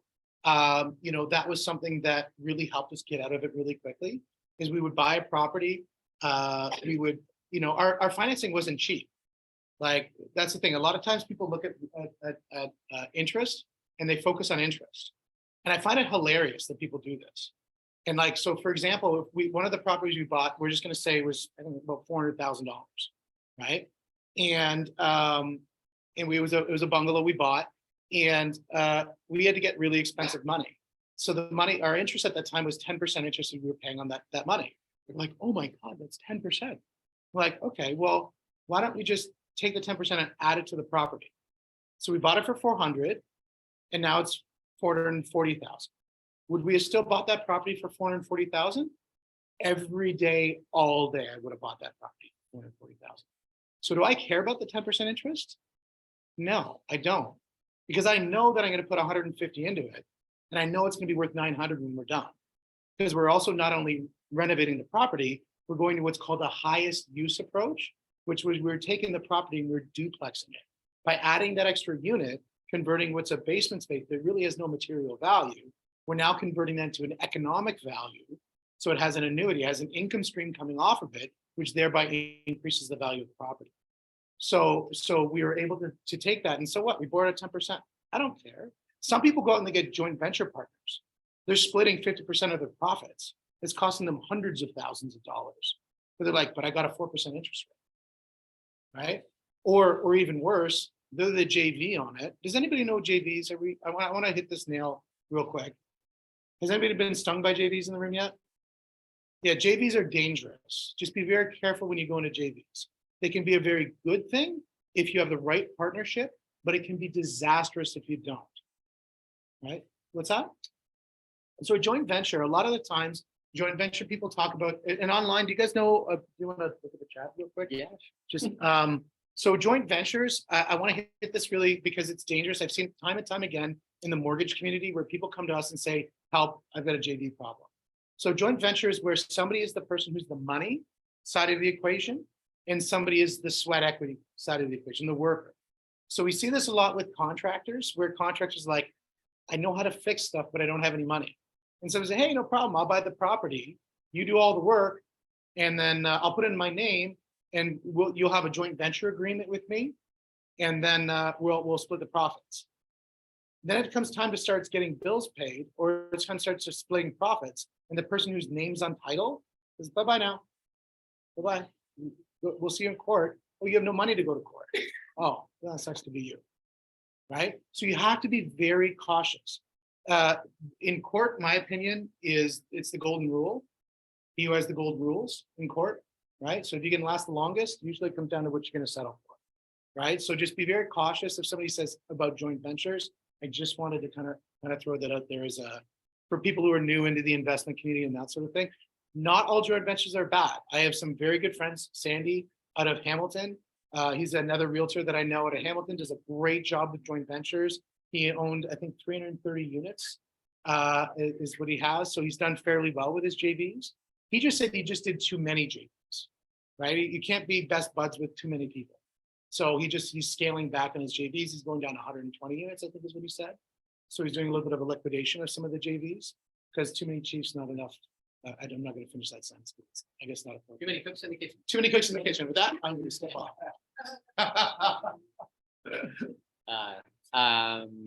Okay. Oh, is that a chat? Oh, that's probably me over there. Okay, so JVs covered that, and total Burr we covered that. So Burr, buy, renovate, rent, refinance, and then repeat. And you don't have to repeat right away, right? You might not have enough. You might not be able to get enough back out right away, but we're also saving, and then some of them accumulate as well. But as soon as you're able to get that money working for you again, I know some realtor friends, not even just realtor friends, but investors, they get their businesses to the point, and Jake in the back there, their contractor, the business partner, and they're growing a business, additions and those, second suites, all those kinds of things. And they get that type of business. And these other friends that I know, they basically are building a construction business, and they're managing that. It means they are just project managing, and they can handle 3 and 4 projects at a time. And when you talk about you refinance, and then now you've got enough, you can do another one. But sometimes you get enough out of one where you can do 2, right? And so they get to the point where they're starting to manage multiple projects, and they've got crews in each one. And this one's waiting for an engineer, this one's waiting for an architect, drawings, and this one's waiting for materials. Probably been the story of our life last couple of years. But anyway, so back to the spreadsheets. You have that one again, 87 Eccles. I thought I'd start with the big one, right? So the 6-plex, it's not where most people are going to start. But to give you an idea of where the numbers could go, and there are definitely larger investments out there than 6-plexes. And as the Burr method, as I mentioned, this particular property, if you're in the room, you've got a picture of it there. And maybe possibly, I can't seem to switch. I was going to check to see if I still had it online as well, a photo of it. But it's originally a detached home that somebody added a suite, and someone added an addition with another suite, right? This effectively, and probably over a number of years, based on the area in town here, it's an older part of town.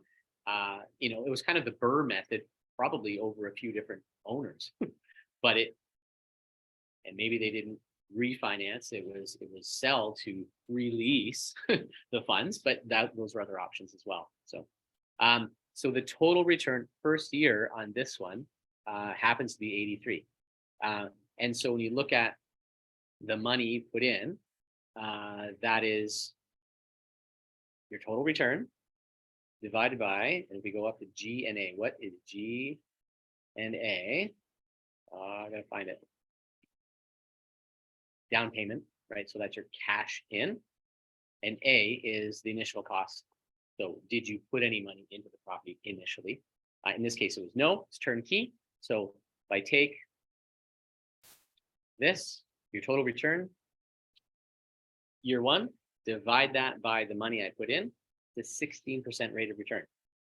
Not bad, okay? I wanna do something else, which I find is kind of fun. Pull up a 5-year forecast. Oh, it is working. So this is where it kind of gets fun. All these things on the screen in my way. So I'm using a 2% annual increase in rent. Some years it was 1.2. They froze it in 2020. This past year was 2 point something. But again, that's the cost. It's consumer price index. Government decides how much we're allowed to increase the rent. Let's just use, obviously, year 1, I'm not increasing anybody's rent. Year 2, and we'll just do an average of 2%. So that increases, of course, our net operating income, because our expenses are likely fairly fixed. Our income is now going up, right? So our net operating income, as you can see here, starts climbing, okay? And you can see what this particular property looks like after 5 years, okay? Our cash payment, that's consistent, it doesn't change. The amount financed, that was consistent. The amount of payments, the mortgage payments are fixed, that didn't change. And then the repayment is how much is going towards principal every year. Well, as the total balance of the mortgage goes down, more and more goes towards principal. So every year, this line grows. And at the end of it, we look at, okay, well, what would this have done in 5 years? And it was 143,000 is paid down, right? That's a principal pay down.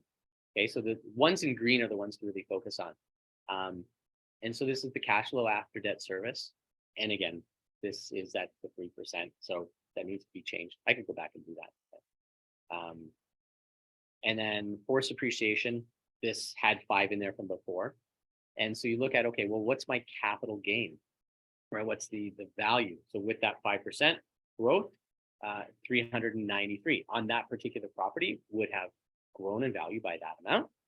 And then we look at, accumulating that over those 5 years, all of those numbers, how do they add up? And it's, the first year, projected return, 22, and it goes up because the rent's going up and the principal pay down's accelerating.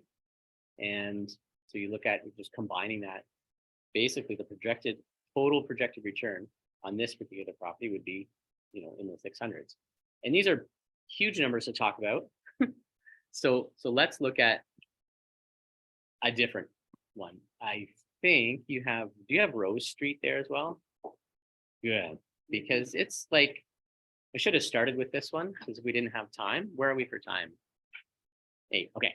I won't spend as much time going into this one.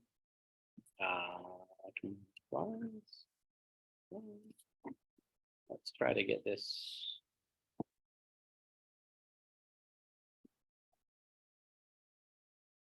Everybody see that okay? Better? Okay, so this particular one, again, this is a property that, remember I said I bought in Chatham? This particular one is a copied slide. 10 Devon Road in Chatham was a original owner bungalow that I had a verbal agreement with, and then they decided to talk to a realtor.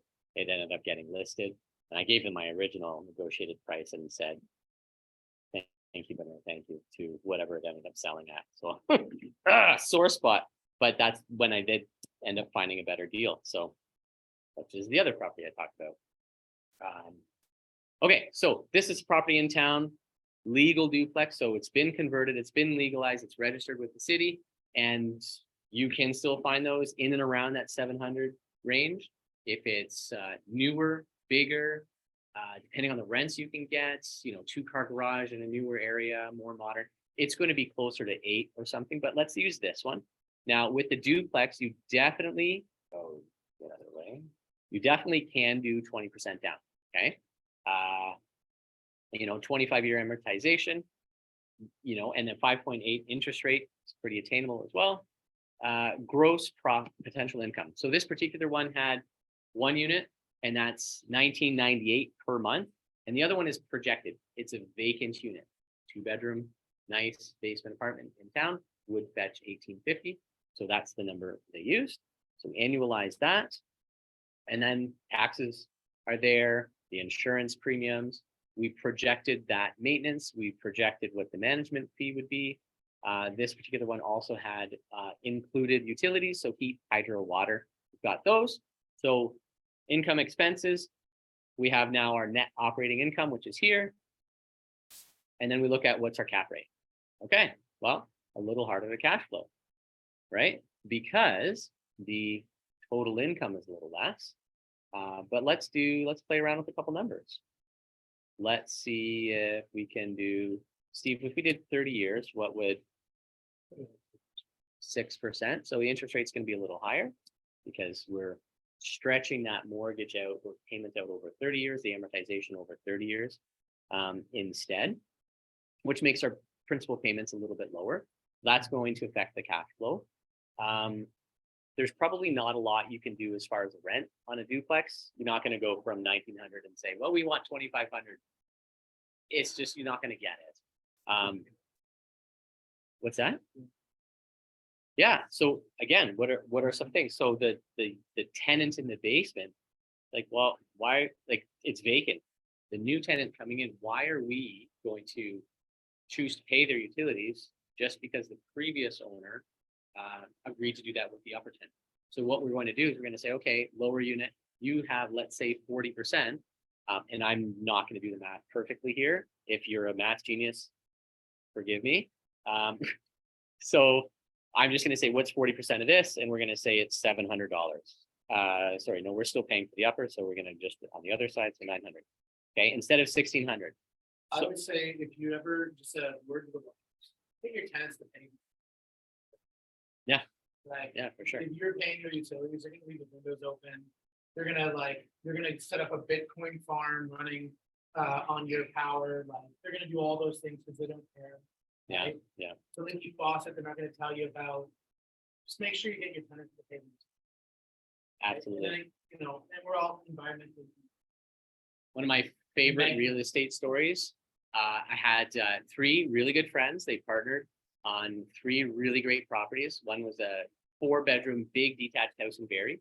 The funniest thing with that when we sold it for them was the inside of the door handle was just like crumpled. The tenants also had a full mastiff.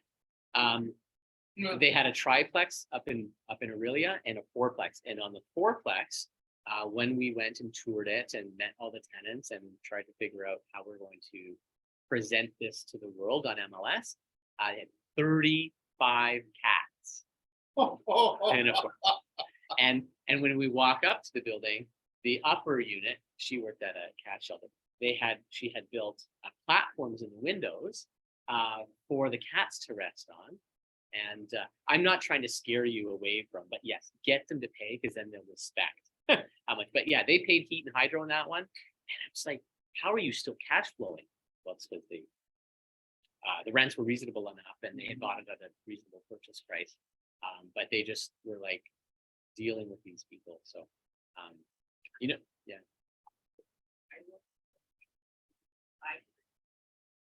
Do you wanna talk to the louder? just so we can Yeah. hear. Yeah, I worked for a real estate wholesaler for 8 months. My job was to buy and sell properties using the firm method. But you never see the actual property. I saw it all, the only way I saw the properties was through the inspection reports, which they sent me all the reports. Right. The things that people say cats, you have people who have homes with closets, and you have to try and get the homes out of the closet. And can't get it out. So Yeah. I'll just share that online, just make sure they can hear as well. And add a tiny bit about real estate wholesalers. So Helen was talking about having worked for real estate wholesalers and seeing the inspection reports. Now, who sells to a real estate wholesaler? A real estate wholesaler, you get the letter in the mail. Hey, we buy houses cash. That's a real estate wholesaler. What they want is to buy something way below market value.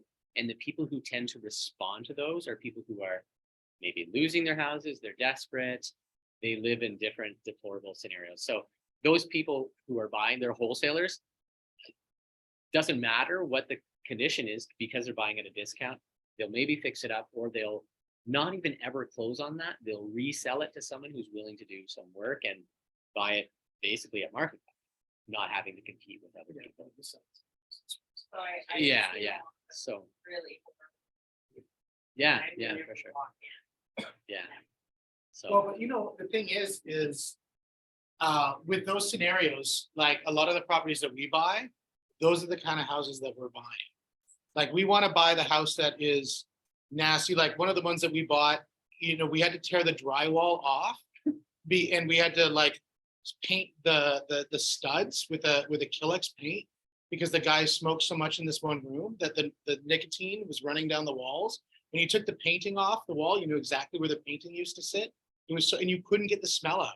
So we actually had to tear the drywall out, tear the floors out. We had to remove the window, replace the window because they all just smelled so bad of nicotine. That's a beautiful buy.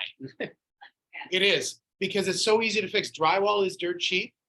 Paint is dirt cheap. A window's a few $100. And now you bought the house and nobody else would buy because most people are like, back away slowly, right? So just, your money's moving there, you're not moving there, right? And all those problems can be fixed. yeah, you just have to have a team, contractors, renovators, or time and some of the wherewithal to be able to do it yourself. Yeah. Kind of like you said, your money's going there to fix the problem, or you're physically going there. In our case, I lived in a camper for 2 months in my parents' farm while we renovated the house. It was great. It was an awesome time with my parents. my mom helped, my dad helped, and I learned a bunch about, bulkheads in old kitchens. And when you take them down, the ceiling comes, the attic comes to join you. Yeah. So, okay. So in this scenario, we've just reduced some of the expenses by making the tenants pay the hydro. Let's change this whole scenario and say, you know what? These are both new tenants, right? And I'm buying a property where they have separate heat and hydro, or the leases are already written in such a way that the tenants are just paying hydro. Okay, so we've just reduced the expenses a lot, which is changing the net operating income. And so now we're looking at a better number. It's still not positive. However, what are we looking at here? What else can we change? Taxes can't change, insurance we can't change. 650. If you could find a duplex, and there are duplexes for 650. You know what? This is a turnkey property as well. It's a turnkey property. What's that? Yeah, so 750 changes. Yeah, so well, turnkey property was 715. What I was just going to look at was if you bought a property and then put the money into it and renovated it and created the duplex, you're not going to buy it at 750. You buy that at 625, 650, and then you put the money in to renovate it. But let's say we do that, and okay, well, you talked about something before. Yeah. So the lemons question again, and it's not. Yeah. It's about more money down. Yeah, and I right? want to hit this one a little bit because again, I want to go back to the income statement of making money. Is that you have to have the money to invest the money. And personally speaking, I think given where we are in the value of real estate, I don't know how much it's going to go down per se. Hopefully not too much, so the person owns lots of property. But I don't think it's going to go down. I think we just need to see more money in the game, which means our investment, yeah, we're not going to see the 26% return that we see based on a highly leveraged position. I always look at, like, when we buy property, we throttle up in our loan to value. In other words, how much we borrow. When we get to like steady state, we throttle down. And if you're running around a 50% loan to value, yeah, your cash on cash return is going to be lower. You might be sitting at like a 10% return, but you're also very, very risk protected when you're running at that kind of loan to value. When you start throttling up to say an 80% position on a property, then you're running at a higher risk perspective. Because if there's any change in valuations, you're like, oh my God, I got nothing in this property anymore. It makes it a little bit more difficult when you're looking at trying to shift money around or anything like that. It also makes your cash flows a lot more difficult. So like you can be a negative cash flow in a property, but still doing well if it's increasing in value. That did it in Toronto forever. People would buy properties and their negative cash flow like $1,000, $2,000 a month. They don't care because the property is going up by 20%. So you're okay because your bucket of your capital appreciation is so strong. But in Canada, this is the first time I think we've seen, in 30 years or something like that, that we've seen like a major hit, or 40 years that we've seen a major hit to the value in real estate. We go south of the border, this is commonplace for them. Like real estate's a yo-yo. I used to go when I used to do business consulting down in the States back in the 90s. I used to run into this guy who was a real estate investor. We'd be passing it at airports, and we'd always have these conversations. It was so weird. I'd always see this guy. And he's like, oh, Boise's up. And you're like, okay, well, it's always up and down, right? He's like, I'm going to Scottsdale. Scottsdale's on fire right now, and so it would just be, up and down, different markets going like this. Where Canada, it's always just been doing this. And this is the first time we've ever seen a bump going down. So I think this has been like a reality check for us that real estate will go up, but we shouldn't always expect it's going to go up by 20%. And this is something that personally I've been saying to Toronto investors for a long period of time, is that you can't just bank on that 20% every year, right? You've got to look at your cash flow. My belief is that you should have slightly cash flow positive, just so it feels good. But if it's slightly cash flow negative and it's comfortable, that's not a bad thing too. As long as it's at the bottom number right here, is that you have that rate of return, your total rate of return, and it's coming from somewhere. Does that make sense, guys? Like if you put this mortgage as a 20-year like a 20-year mortgage or a 15-year mortgage, you're going to feel like your cash flow is going to be really low because your payments are really high, right? But that's just going to the land bank. You're paying yourself because you're paying off the mortgage faster. Does that make sense? So you have to look to see what's the most comfortable for you to make that situation work. I mean, we have certain mortgages. What we would do is there's no payments. Like that one where I was borrowing at 10%, there was no payments. We didn't pay anything. There was no monthly payments. Right? It's called a capitalized payment. So basically you borrow, say 400,000, at the end of the term, you owe 440. Here you go. Right? Cool. I didn't have to make any payments when we did the construction. It was awesome. Right? Because I knew, like, I bought it such a great deal. I don't care about the interest. I care about that I just made a couple $100,000. Thank you, Mr. Business Partner. Like, to me, that's the best joint venture is what I call silent money, right? Like, some people use the word dumb money. I don't like that word. That's in the tech startup world. Dumb money, I don't like that. But it's just silent money. It's a silent business partner. Give them their pound of flesh. Let them make some money because they'll invest with you again. If you pay them well, they'll pay you back. You give it back the money, they'll give it back, right?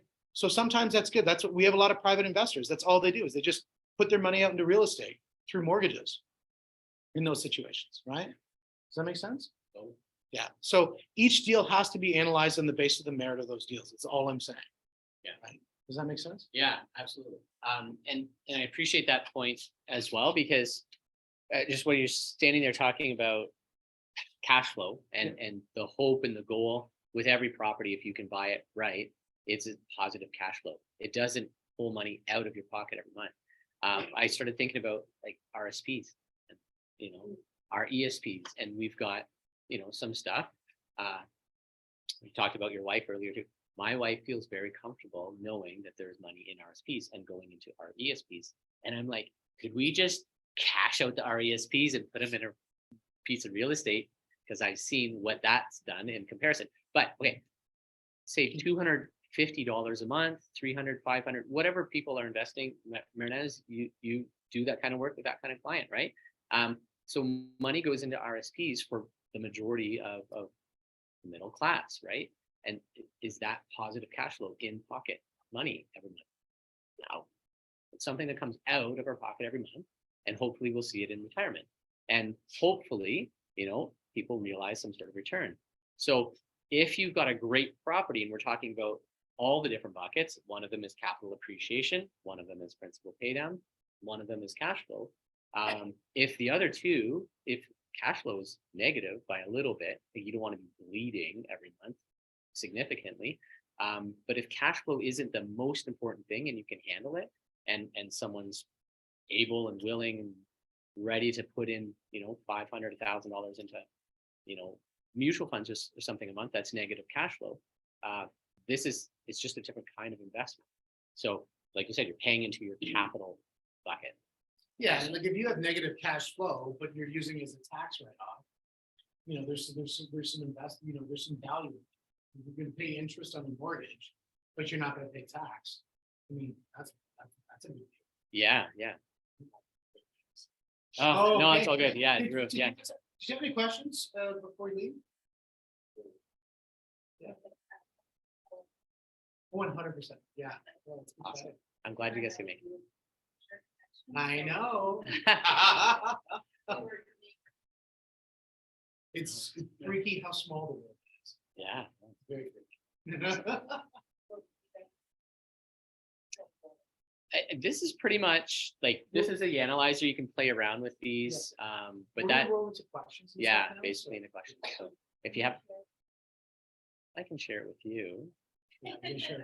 Julie's a coworker at the office, another realtor. So this is not my spreadsheet, so I share it very selectively. I like to share it in presentations, and you'll have a PDF version, but the actual Excel working stuff is proprietary for our friends. So I got to find my own, create my own. Yeah, and well, there you go. Yeah, so some tools and things that you can use. As the mortgage broker will share. Yeah, there you go. Yeah. Awesome, good. Yeah. So why don't I just stop share?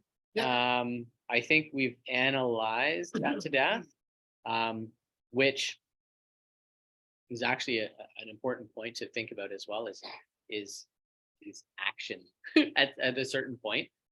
When you get prepared enough, you have the cash ready for the down payment, you've spoken to the mortgage broker, you're all ready to go.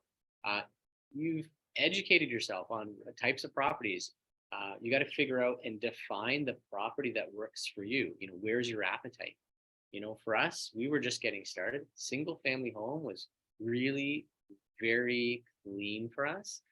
It's one that I knew would always be in demand, especially in a community like Chatham, where, you know, the average price is $460, right? So that was easy. We knew if we had to, we could unload it, because we've been in situations in our life where we've had to unload things.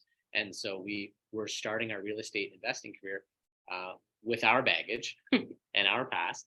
And so that's where we started. And it's like, okay, what's the next one? Well, next one is, as soon as these tenants leave, we're putting in a duplex, right? We're forcing that value up. So once you define what you're looking for and financially you're ready, then it's a matter of looking for it. And when you find it, we've just analyzed a couple types of properties, and you can analyze and you can analyze and you can analyze. And we've had people in the past, real estate investors or aspiring real estate investors, and this was in like 2015 and 16, when they're analyzing properties, and the market's going up 10% a year, and the average price when it started in 2014 in Barrie was $300,000. And it took them 5 years before they finally bought something when the average purchase price was $650,000. They were looking for perfect, right? And so if you're a very technical, very analytical person, sometimes you have to look at action as well. Analyze it. Does it make sense? Yes. And go for it. And you need to know that you've taken some steps to ensure that it's good. You've maybe bounced it off a couple of people, some experienced investors, those who already own properties. And it's like, well, what do you think of this one? Not necessarily the realtor. Would you buy this? Heck yeah, let's go. No, ask someone who, is also investing, so have, just like anything else, a 10X coach, but like have a real estate coach, someone who's in the business already, they're investing, they've seen some success. And many of those who have attained a certain level of success in anything are always willing to share. So there's groups like this, and we want to do more of this. Yeah. So well, let's talk. Yeah, and that's where, like, one of the things to talk about today is number one, finding the money to make sure that you have and that you feel confident investing it. Like, you want to be able to take this as like park money. You don't need it for the next 5, 10 years, 15 years. Because if you're going to take that money, you're going to park it like, and you're kind of dancing on it. That's not a good situation, right? Because that means that if some little thing changes, you're in a pinch, and it's going to be a problem, right? Now, if you're flipping houses, that could be a different scenario, because that's a business. That's not investing. That's actually a business. People think when you're flipping houses, you're investing in real estate. You're not. You're transacting in real estate. So that's a very different business model. You can handle a little bit more risk in that as long as your timelines are good, because then you're buying and selling in the same real estate market, as opposed to buying in one real estate market and selling in a different. Like, for example, if you bought it last year and you're trying to flip it and it took you 6 months, 8 months, and you're trying to sell it now, you're not going to be in a good situation if you're trying to flip, right? So flips are very speculative. It's not the way to look at real estate from an investment standpoint. It's to look at the real estate from a transactional or a operating as a business perspective, right? When you're looking at buying real estate, you have to look at the asset class that you're buying and being comfortable with the asset class. Like what we're talking about when you're looking at duplexes, when you're looking at single families, when you look at, buying a house with putting a garden suite or something in it, that kind of a thing. Those are an asset class that can be fairly liquid, that when you sell it, you can sell it to different types of buyers. You can sell it to somebody who's like multi-generational home, for example. Mom and dad live upstairs, kids live in the basement, or the opposite, whatever is that structure. Somebody's going to be able to buy that house with emotion because they're like, I want to live there. It's very different than if you buy the sixplex. When you buy the sixplex, Susie and John aren't going to go out and buy that and say, hey, we're going to live here, and grandma's going to live in one, and that's a really big extended family to fill that place, right? The only person who's going to buy that is going to be somebody who's buying an asset. And are they going to want to pay top dollar for the property you're wanting to sell, right? Because if you're wanting to sell it, there's probably a reason you want to sell it, right? You're not selling because it's mad bank for you at that moment. You're selling because there's some problem. So we always know when we're buying those properties, like, multifamily is a lot like onions, right? Every layer you peel off, it's going to make you cry a little bit more, right? You're like, oh, it's got asbestos. Oh, it's got, Yeah. that's guy actually does fentanyl. Oh, et cetera, et cetera, et cetera. Each layer you peel, and you're laughing because you're probably, I saw this, right? That boiler, yeah, it had asbestos wrapped around the heat exchanger, right? So, there's all those issues that happen.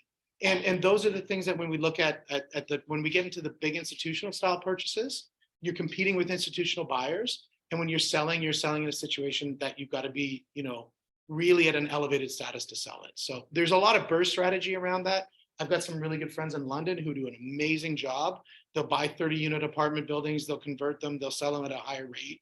They do extremely well, but it's a very different style of risk. I think you have to get past the first humps.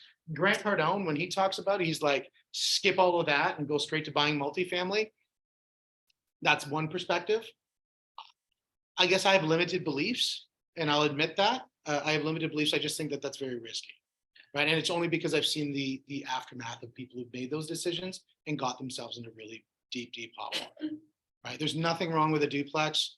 To me, to be honest, if you look at your average rents on a sixplex versus the average rents on a duplex on a per unit basis makes more money.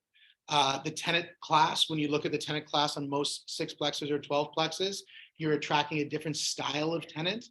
Whereas, we had a guy who worked for Google, making $300,000 a year, live in one of our duplexes, so it's a different, because they have a backyard, they've got the parking, they've got, they're living luxuriously. You're not living in and I'm not saying that sixplexes can't be luxurious, but it's just a different asset class, right? So just depending on the type of tenant you want to talk to, if you're going to talk to the tenants, you have to be like, this is the kind of person I want to attract. So this is the kind of property I'm going to buy, right? Because if it's really sexy and it's really great property, it's a really great neighborhood, it's going to attract pretty cool people, right? And they're going to be people that you're going to call up and you're going to have great conversations with, right? But if it's in the ghetto and it's a really tough, like there's a lot of people who bought in Windsor during when a while ago when Windsor was dirt cheap, and they're buying in really repressed neighborhoods and like cleaning up needles out of the backyard. Like that just does not sound like a rat problem. Oh, they had many other problems, Yeah. and the rats were doing needles, and so they had a lot of issues. And if you're cool with that, that's fine.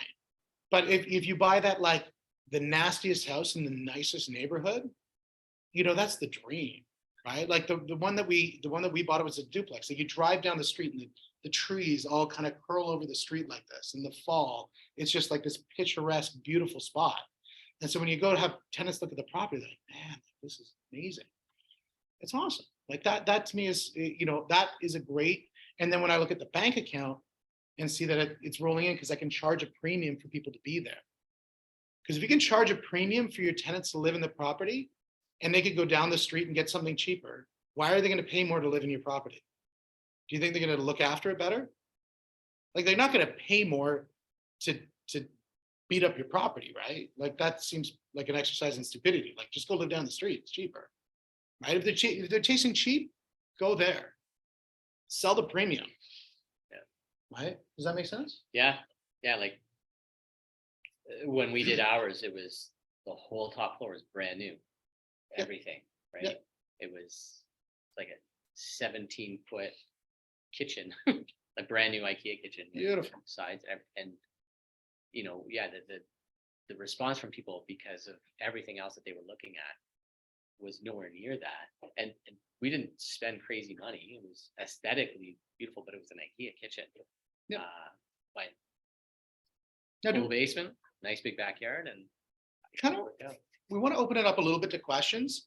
So the first thing we want to do is look at action. just check on this. Yeah, check on this. And if you guys online want to put on speakers and chat that way too, you're more than welcome to put your mic on and talk. I don't know how we can. I think we can. Yeah, we can add to classes here. Is there a question? No. Yeah.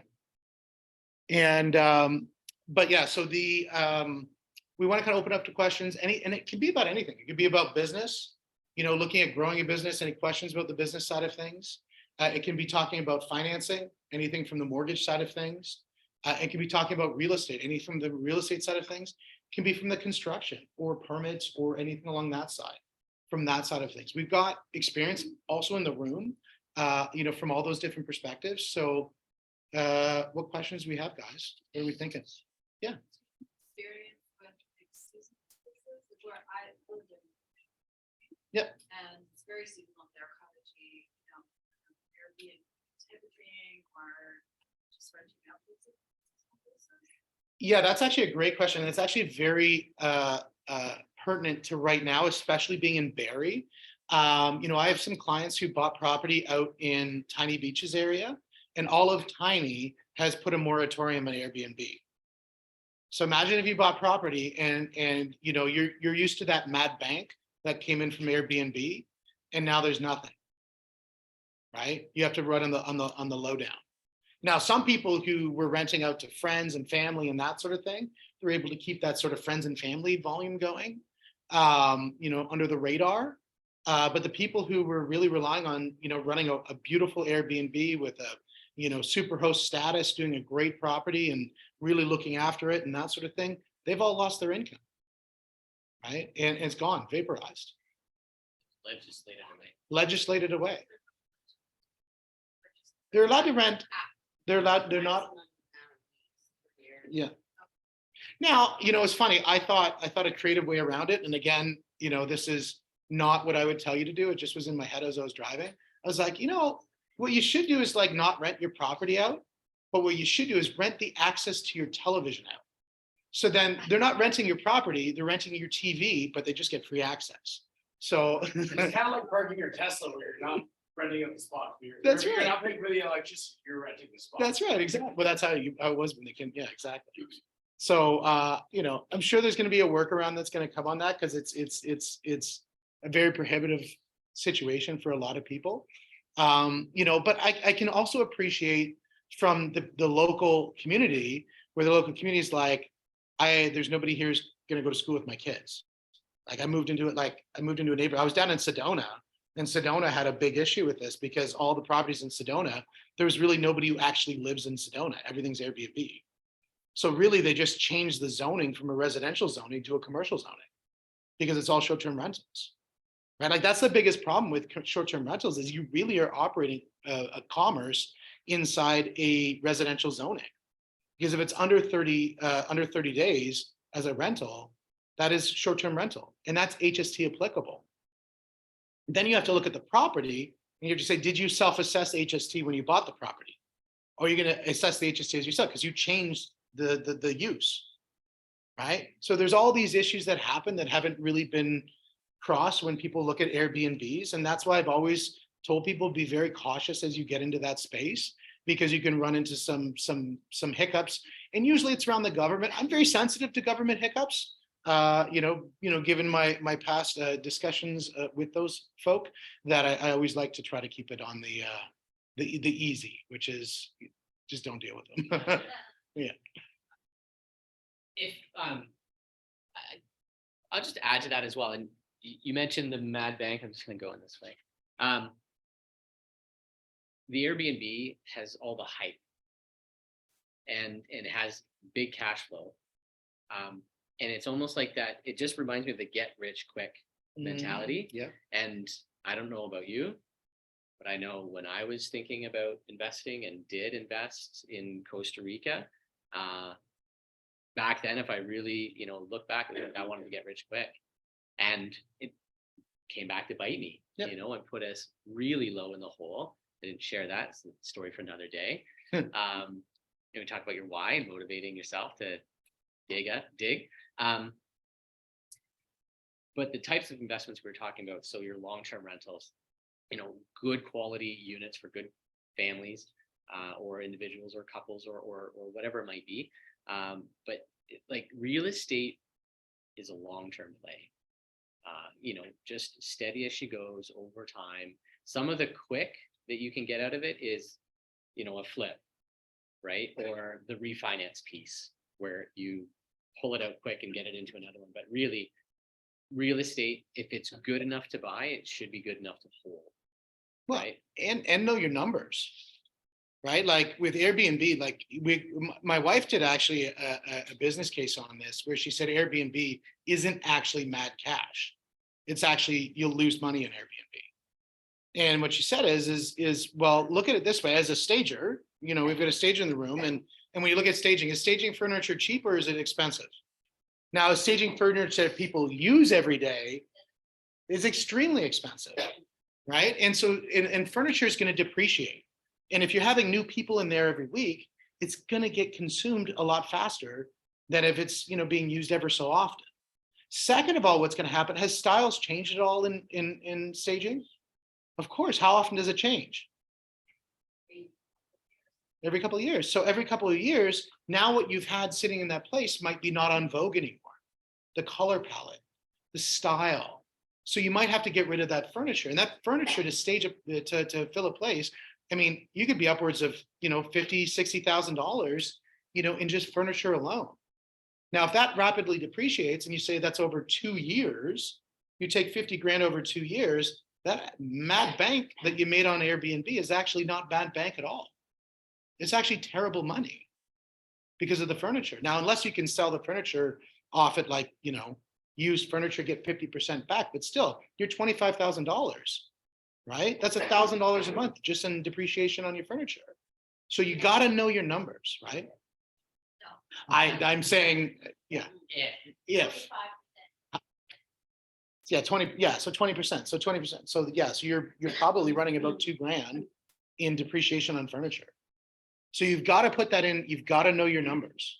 Know your numbers, know your numbers. Know where all the little leaks are that you need to plug to make sure that it makes sense. Yeah. Do you think that look like cottages, all because like, I know obviously like content now, for Airbnb, Yep. Yep. Yep. Yeah, so short. Yeah. You mean for the government legislation?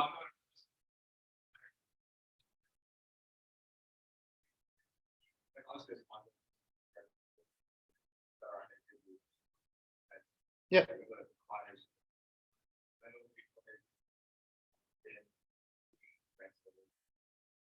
Yeah.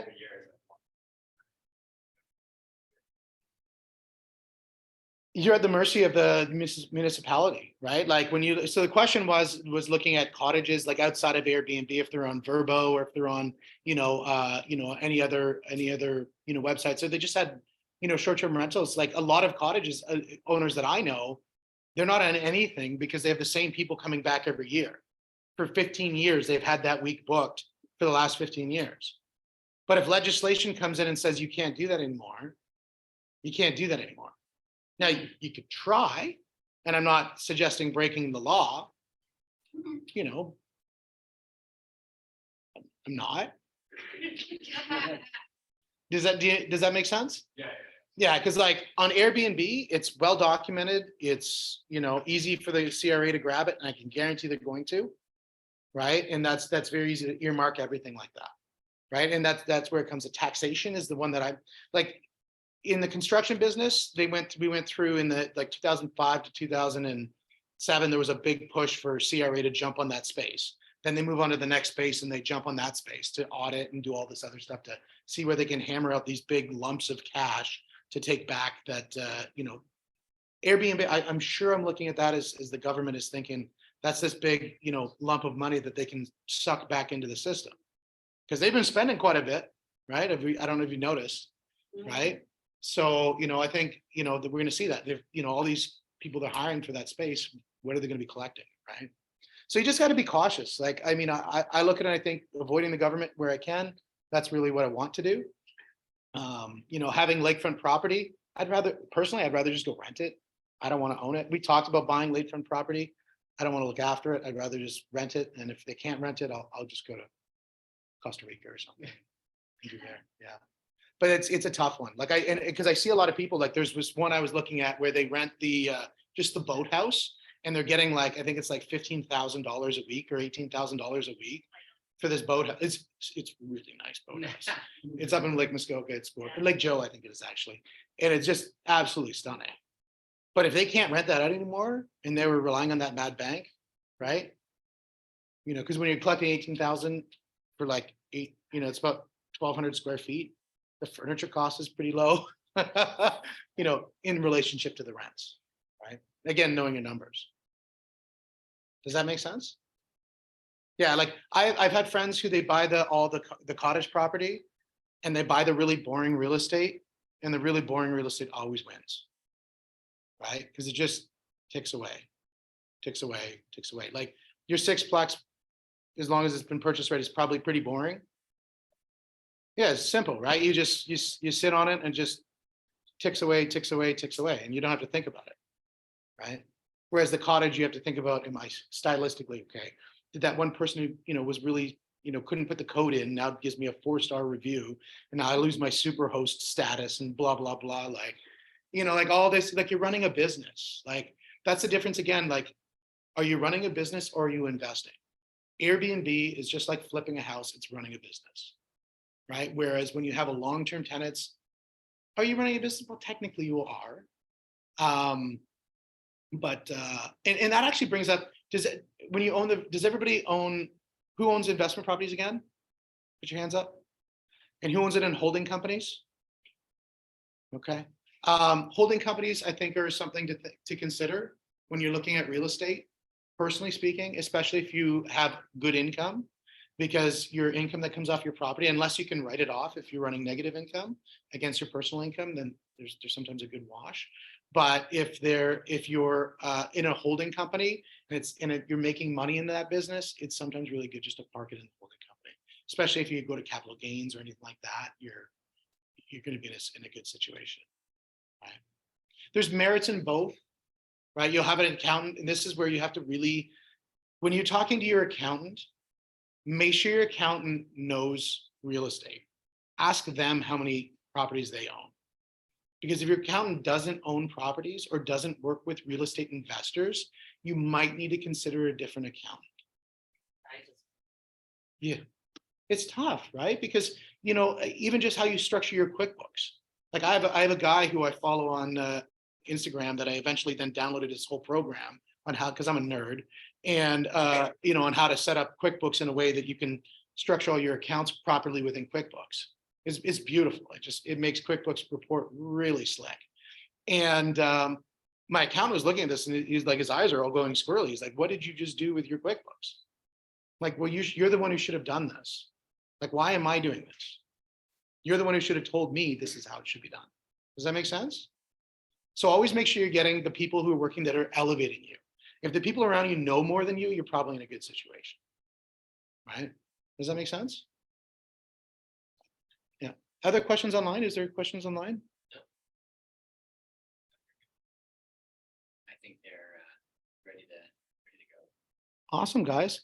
Well, guys, so action plans for here. So we'd like to host this again, and we'd like to bring in other knowledge centers as well, whether we bring in a paralegal who's going to talk about, you know, what to do when things, because sometimes things go south, right? And there's some really good paralegals in Barrie that I'd love to bring in.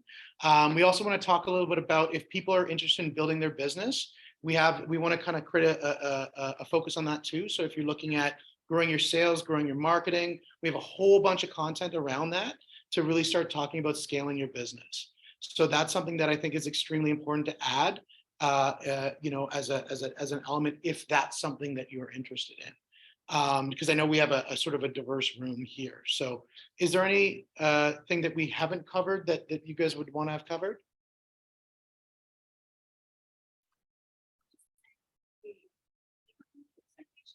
This presentation? Yeah. Yes, the one earlier, I'll email the presentation that we had earlier. And then we'll send out the invites for the next one that we're going to be doing. And the other thing too, is think about it this way, is it's always good to work with an army of people, right? So like the whole goal here is, and this is what we did pre-COVID.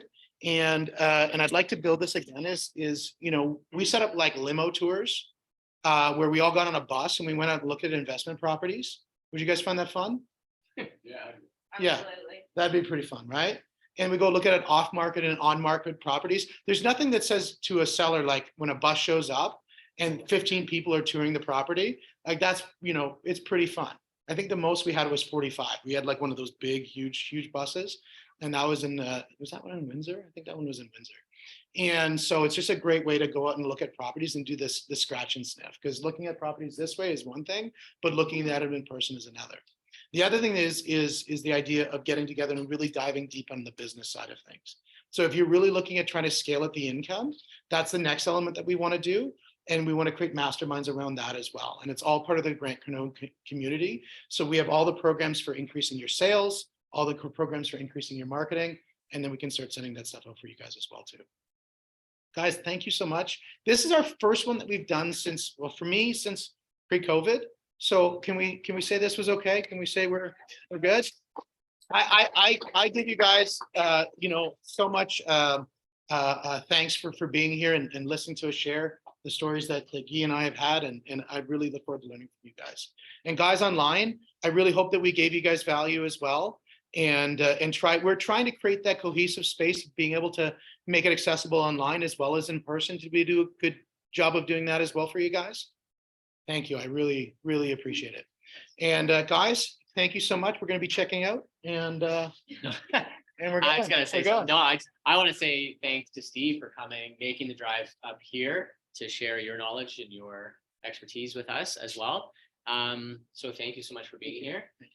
Also, if you're in the room, one of my favorite things is connecting people with others, professionals, professionally in businesses. So if you want to chat with contractors, we have a couple in the room. We have people with insurance experience and stagers and people from law firms, and like if you need instead of sonotubes, right? Like there's lots of people in the room. So I love the networking piece and just like you said, a cohesive group, right? So I think we all can learn something from each other. So take a few minutes, say hi. Most of you didn't grab any refreshments, but there's